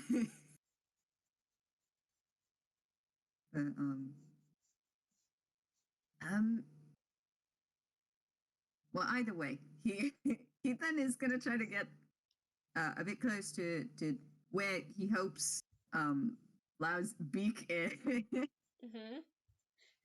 and he's gonna try to put the mug real close to it. So he's gonna try to hold it in such a way that like he'll have part of the beak like sticking into the. I will say, you try to do this. It's flat. It's flat. The beak is flat, and you try to hold this mug up to the beak, and it's like you're holding a mug up to a painting as if offering it to take a sip. It's fucking flat. Austin. God damn it. Just imagine Austin holding up like a mug of tea to the Mona fucking Lisa, like, would you like a sip, my dear? Frickin' hell. Listen, it's not even that Austin isn't smart enough for this. I'm not smart enough for this. Dude, do you want to like take like 5-10 minutes? I'm stubborn. Would you? Unless you need a break, in which case that's okay. I'm okay. I'm just like, I'm gonna tell. I should probably. I might ask you to roll me an intelligence check for Austin, which might be a mistake, but yes, please roll him. Probably. This man is not. Okay, I was gonna say this man is not smart. Most times. But he just rolled a 19, so. Fuck yeah. Maybe he realized how stupid he was being, and he has perhaps now an inkling of what he's supposed to be doing. Okay, Austin, that doesn't work. So you have a big think. Something's happened here. It's clearly most likely involving this weirdly fucking just this weird ass teapot. Lao is unconscious in a coma, not probably not dead, but also in a really bad fucking way. You don't know if you definitely don't have like the medicinal training to assist or help him in this. Like, you've tried and it didn't go well, or it just kind of it didn't work. Nothing you're doing is working. This kind of feels maybe a little bit above your pay grade at the minute. You don't know if you can help any more than you can at the minute. You don't know if you've got enough facts to help at the minute.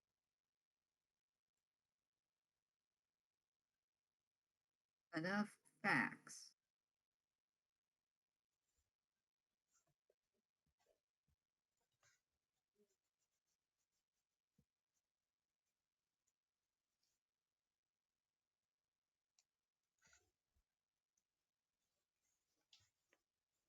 I You. The only thing my brain can think to say is maybe Austin wants more than just his perspective on this. Yeah, well, he was trying to get Lao's perspective, and that didn't work. Yeah.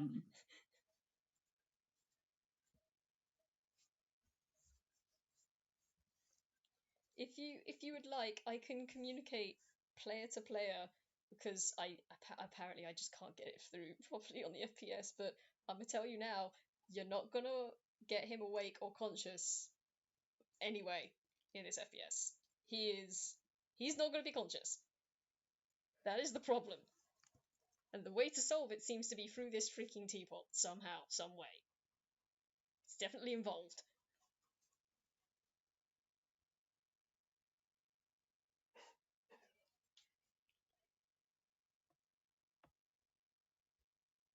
All right, let me flip a coin. Okay. All right, good. You're not gonna pout. Austin was half considering just sitting in the fucking corner and just being like, man, man. Doing that anime thing where it's just like dark, gloomy lines and he's drawing a circle in the floor. Yeah. He probably has a very small moment of doing that, but because he really wants to help, but he just doesn't know how. I know this and I love him very much.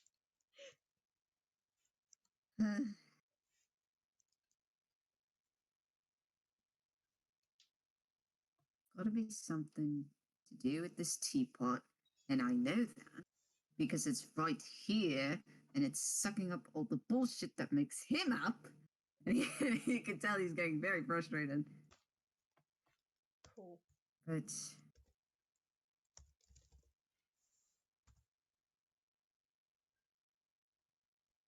Okay.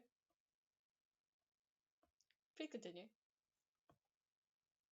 you know, I am very scared of these rolls. It's fine. Okay. All right. Cool. Is there anything else that Austin wants to do or try? Well, I have a feeling you're gonna tell me what the roll is about. I might. Maybe. Depends what Austin's gonna do. Okay. It's a teapot. Teapots have liquid. This one has a powder. Powder's going in. I mean, this didn't work. He gestures to the charcoal water. So putting more water in the actual teapot, I don't think that's really gonna. Do I have to cook it? No, but it's already technically cooked. The chocolate's burnt. So he's just kind of muttering to himself here. Okay. Cool. You roll one more thing. Oh, it's not Okay. perception. Let me just check something. Where is your... Right, cool. It's that.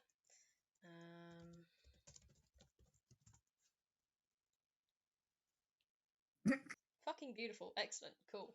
I presume that your passive perception is higher than an 8. You know? Yes, it is. Cool. As you're walking along and sort of ranting to yourself, you hear a click and a tink, and the top of the teapot opens,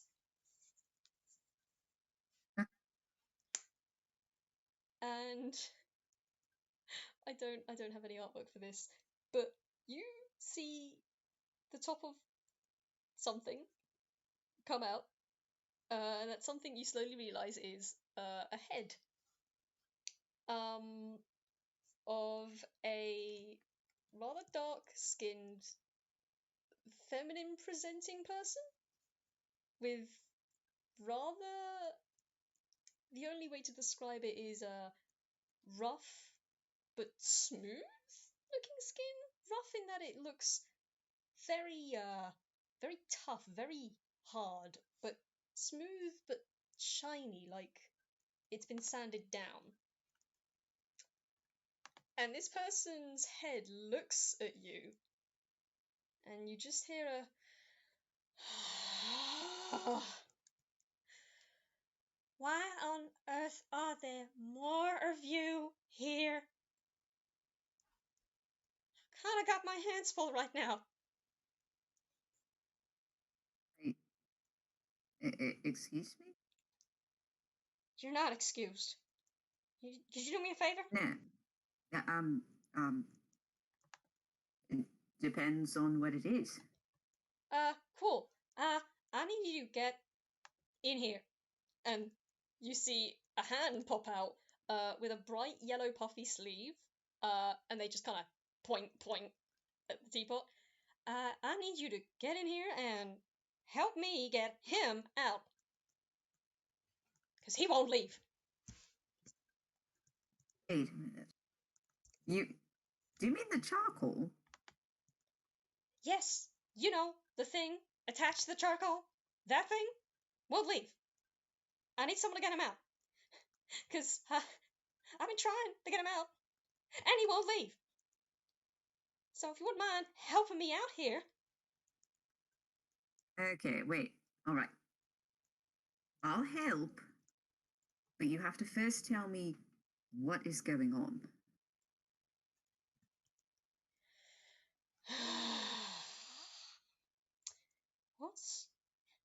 What's going on is that and you just see their head tink onto the side outside of the teapot. Oh. I would like to tell you, by the way, I'd like to describe this head isn't small. This head is the size of a regular sized person's head, roughly regular sized. This isn't a tiny, but their neck just disappears and shrinks into the top of this pot. And they just what I can tell you is that we talked and things happened and now he won't leave. I mean, that's it. That's really all I can tell you. If he wants to tell you anything more, that's up to him. Him. But okay, by him, you do mean him, and he gestures to Lao. Yes, I mean that. Gestures to Lao. All right. Don't know what circumstance this is about, but now it makes a lot of sense. All right. What is your name? You see this individual kind of sniff. Kind of get the impression they're kind of looking down on you, saying, "I'm sorry, I don't. No, I'm not sorry at all. Actually, I don't just give my names out to people. That's that's not how this works. I don't give you my name. Oh, well, that's too bad. I really like to, know who I'm working with before I, go on such an endeavor." And he kind of leans casually on the arm of the armchair. As you do, it gives slightly under you, and it feels very leafy. Oh. kind of straightens back up a bit. He doesn't want to crush the chair. This person just... You can just... Sorry, the accent is a bit difficult to get at times. Give me a hot second. No, but it's sounding good so far, though. Okay, cool. I am intrigued. Okay, cool. Well, you can call me madam. And, quite frankly, I don't know what else I can tell you, except that he's in here and he can't be in here. He should have been long gone by now, but he just won't leave. It should have been long gone, so he did intend to go in here. But now he's not coming out. Oh, goodness. Look, this isn't supposed to take this long. I'm telling you that. I'm telling you that right now. This whole thing, gestures between the pot and the outline of Lao on the sofa. This isn't supposed to take this long. And then that other thing showed up, and that made everything even more complicated. Now it's just a whole huge mess in here, and I can't clean it up. The other thing? What, soul? Stares blankly at you.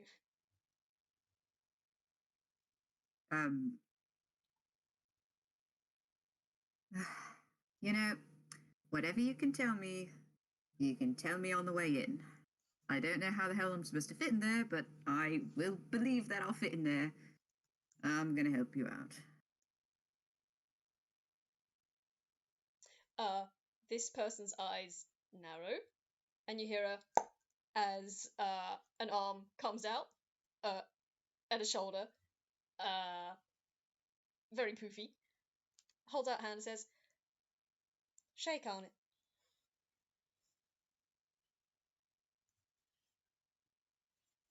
And now his eyes narrow. I'm not the kind of person that goes around just going along by promises alone, you understand. That's not quite how I work. I don't go by promises. I need something a little more solid than that. I don't do handshakes. However, he actually holds out the end of his cane to place it against their palm. This is important to me, and I wouldn't just hand it to anyone. So we can shake with this. Uh, they their face lifts up in a sneer and they pull their hand away. Well, I mean, you didn't spit on me, so I suppose it's better than that. But you think I'm gonna accept a stick shake? I'm sorry. I'm not. No, you know what? Why do I keep saying that? I'm not sorry. I'm not accepting a stick. Give me something better You than know, that. maybe you should be sorry, because I could just leave you here to deal with whatever mess you're in. I have never been responsible for this one, as he points to Lao. And in fact, I was going to be here to tear him a new one. Unfortunately, whatever this is, referring to the teapot, beat me to the punch. So I'm not willing to mess around here. You're either going to take the stick, or you're going to take your miserable little life and live it with all the damn charcoal.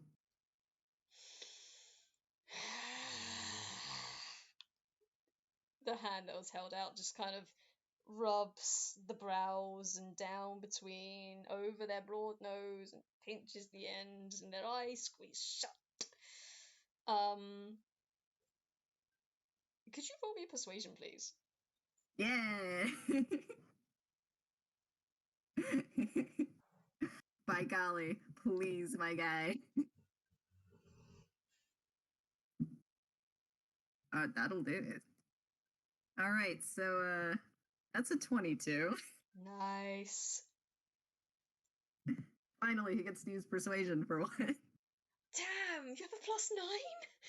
Yeah, that's the one thing with expertise that he has. He just never uses it. Fucking excellent. Wonderful. Beautiful. This being sighs, drags that hand down their face, and which rebounds with a snap, despite the fact it looks very, very carved. And they look at you and say, "Fine. I guess I have to accept a stick shake. But, if you're gonna shake with a stick, then so am I." And the hand reaches back down to the pot. You hear a rummaging noise. And actually, I should probably roll for this, because they are technically one of these. Oh. Cool. You hear a rummaging noise, and with a you hear them pull something out and hold it out to you, and it looks like a carved wooden walking stick.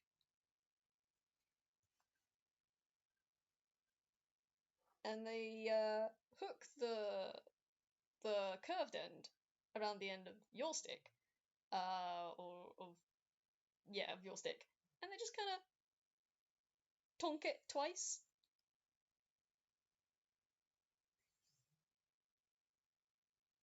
He kind of just moves it a little, like, yeah, we're shaking. Let's shake sticks.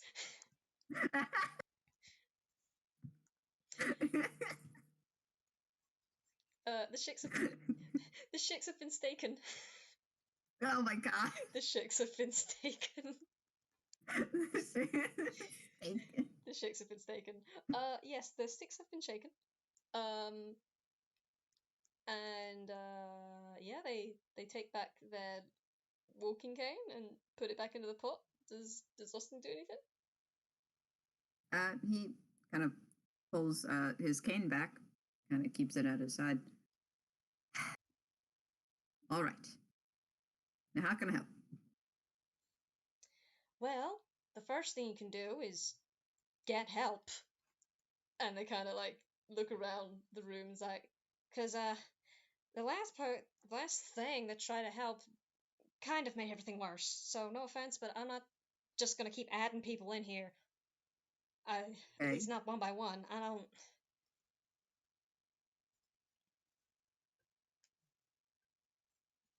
Okay, wait, so now I'm not going in there now? Well, not right. Okay, let me put it to you this way. How well do you know this man? This thing? Gesturing to laugh. Yep, gesturing to Lao.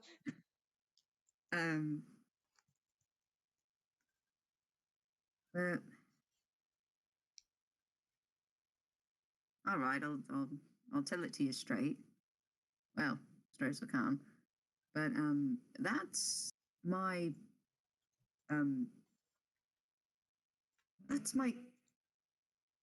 roommate's employer. Honestly, I don't really know a lot about him, except for that, you know, they have this apartment. They employed my roommate. They like burnt tea and strange sandwiches. So, As you keep talking, this figure's face just keeps dropping and dropping until their face is pulled in just the sternest of frowns and furrowed brows as they look at you. So you mean to tell me that you came knocking on your roommate's employer's door to to do some violence upon them? You find them like this, and you want to help them? of course, when you put it that way, it sounds completely insane. Because it is completely insane. Well, I don't think I want that kind of insanity in here. At least not individually. Hell, if I let you in here and let you go off, who knows how much worse this could get. So, thanks, but no thanks. You're not coming in here by yourself. Well, then who the hell am I supposed to go with? Well, I don't know. Shrug. Does your, how well does your roommate know this guy? Thing. Probably at least slightly, if not better than me. Do you know anyone else that knows him well enough? Well at all?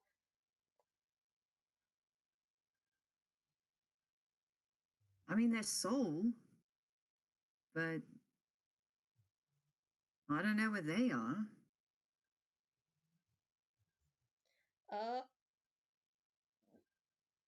Let's see. You wanna roll me an insight? Yeah, okay. While you're doing that, I'm gonna do... Oh, fun. I have a feeling.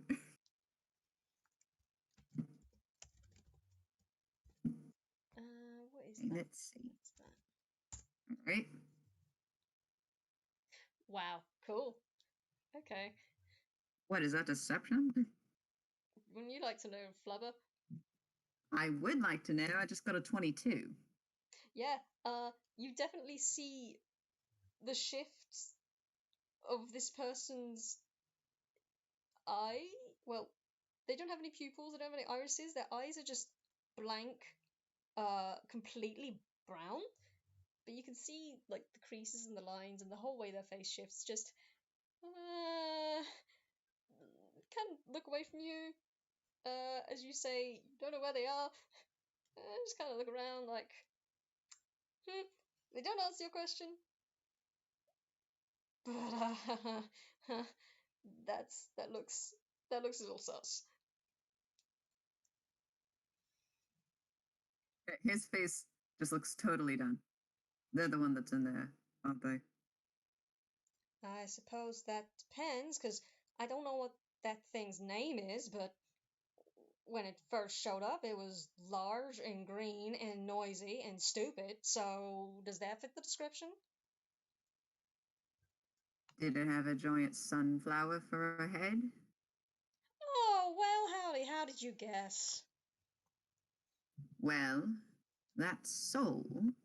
And I don't really like that you called them stupid.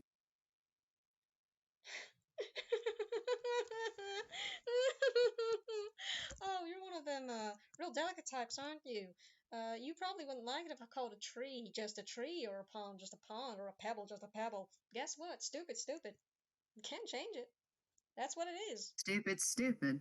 Yeah, Stupid. you're right. Just like how you are so condescending, it makes me sick. So, Well, I'm not now here that to we're on be the same nice. page, I think I could possibly do a bit better than Soul, at least in tidying things up, figuring things out. Well, you better hope so, because, well, let's just say it's gonna affect a little more than me if this doesn't get cleaned up. And you see the face kind of slide over to where Lao is lying on the couch, but they don't look at the outline, they look at what's under the blankets. They look at the blankets. And suddenly the noise becomes very, very, pointedly loud.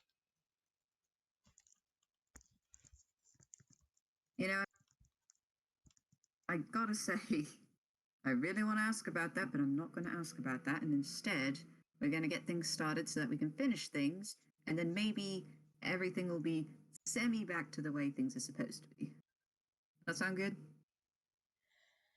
That sounds perfectly fine by me, and once this is all over, I can go back to freaking sleep and take a long damn nap. And Sounds good to me. the face just collapses. They are clearly exhausted. The blank eyes kind of look up at you and say, well, I'm gonna stick around here, and, well, it's not like I can go anywhere. But, you want to run along and get yourself your, what you say, your roommate, or whoever else, or whatever else, because, yeah, I ain't sending you in here alone. No way, I ain't getting more people lost in this.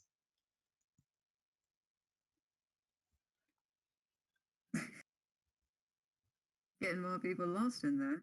Seems like even you don't know how it works. Anyway, I'll go get my roommate, I guess. They shrug and they just say, oh, I know how this is supposed to work, but that thing points at the couch, and the thing that followed after it screwed everything up. They are You not. know, that makes sense. He just says flat out, yeah, that makes sense. They're that type, I guess. this person's head. You can see this person's head is slowly receding into the top of the teapot. It's weird. It's like going from the back of the head and the neck backwards. So their chin is slowly tilting up towards the ceiling, and it's kind of like they're going down the drain.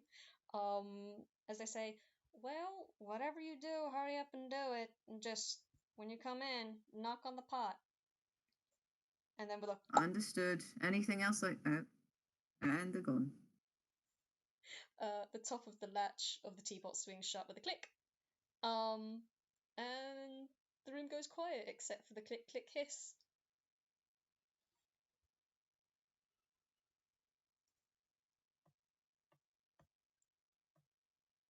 I really didn't want to drag Drew into this. It's not fair. But life isn't fair, I guess. So before, I don't know what's happening after this, but let me flip a coin. I want to see what he does. Mm-hmm. Okay. He is very curious about that noise-making blanket. Okay. So before he heads out, because by golly, he does have to be quick about this because, you know, things sure be happening. He wants to take the teeniest, tiniest peek at whatever the fuck is making this noise. Oh. Okay. You say you're taking just a peek. Yes. Cool. If you're just taking a peek, I will tell you off recording what you see. But I will just say for now that you look under the blanket, see something, and is there anything else you would like Austin to do?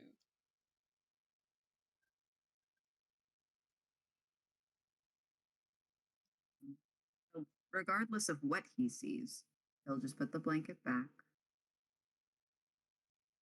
And he's kind of just, he's going to pat it a little. It shifts We're under going to your make hand. things right. What? It shifts under your hand. You feel something press up sharply against your hand and then back down again. We're going to make things right. Okay? There's no response. Because damn it, I need to fix it. And now he's kind of muttering a little angrily because whatever was in the teapot really did kind of miff him. So, all right. Okay, Sunbeam. Get ready for some more trouble. And yeah, with that, he's gonna head out because because apparently he's gotta go get Drew, and then we're gonna have to go on a little adventure. Yep. I'm gonna ask you to make one more roll before you leave. Could you make one last Okay. perception? One last perception. One last perception. Perception. Oh, you gotta be fucking kidding me. Is this a nat 1 or is it a nat 20? It's a nat 20, baby. Fucking excellent. I love that we're ending this on a nat 20. This is so good. You walk out towards the front door that you left slightly ajar, and you open it, and as you step out and you start to close the door behind you, you feel something. You feel like something's watching you. But if you peek over your shoulder, if you try to look around, there's nothing there except for a dark hallway.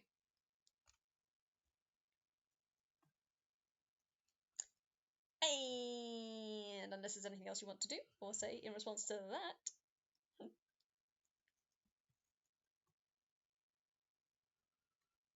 Yeah, he only tightens his grip on his cane. Cool. But he'll slowly make his way out. Okay. I guess I can end it there then. I guess. Oh. Hey, thank you for playing with me, Wick. I'm sorry this went on for so long. 1, don't be sorry. 2, What the fuck? And 3. Oh boy, oh gee, oh boy. Oh boy, oh howdy, yeah, stuff's been happening, huh? Stuff sure do be happening. Yep, Rudy. Yeah, but thank you everyone for listening. Thank you, Wick, thank you so much for letting me pull Austin by his coattails into this drama and bullshit. It's excellent. And thank you, Thank you for having me. thank you for being here, JJ. Thank you also for being here, sitting through this all. I love you very much. Your comments of support have been so good and great, and we love you. And I can't wait to poke you both for this wonderful runner-up to something that I'm going to do at some point in the future. Okay. Yay! Also, thank you for anyone that might be listening in the future. This was the first FPS I've done for a while, so I'm very, very sorry if it was kind of all over the place, in terms of explaining and stuff, but yeah. You got it. Yeah. Yeah, thank you for listening. I hope you enjoyed it, and see you around, I guess. Goodbye. Yeah, have a good time then.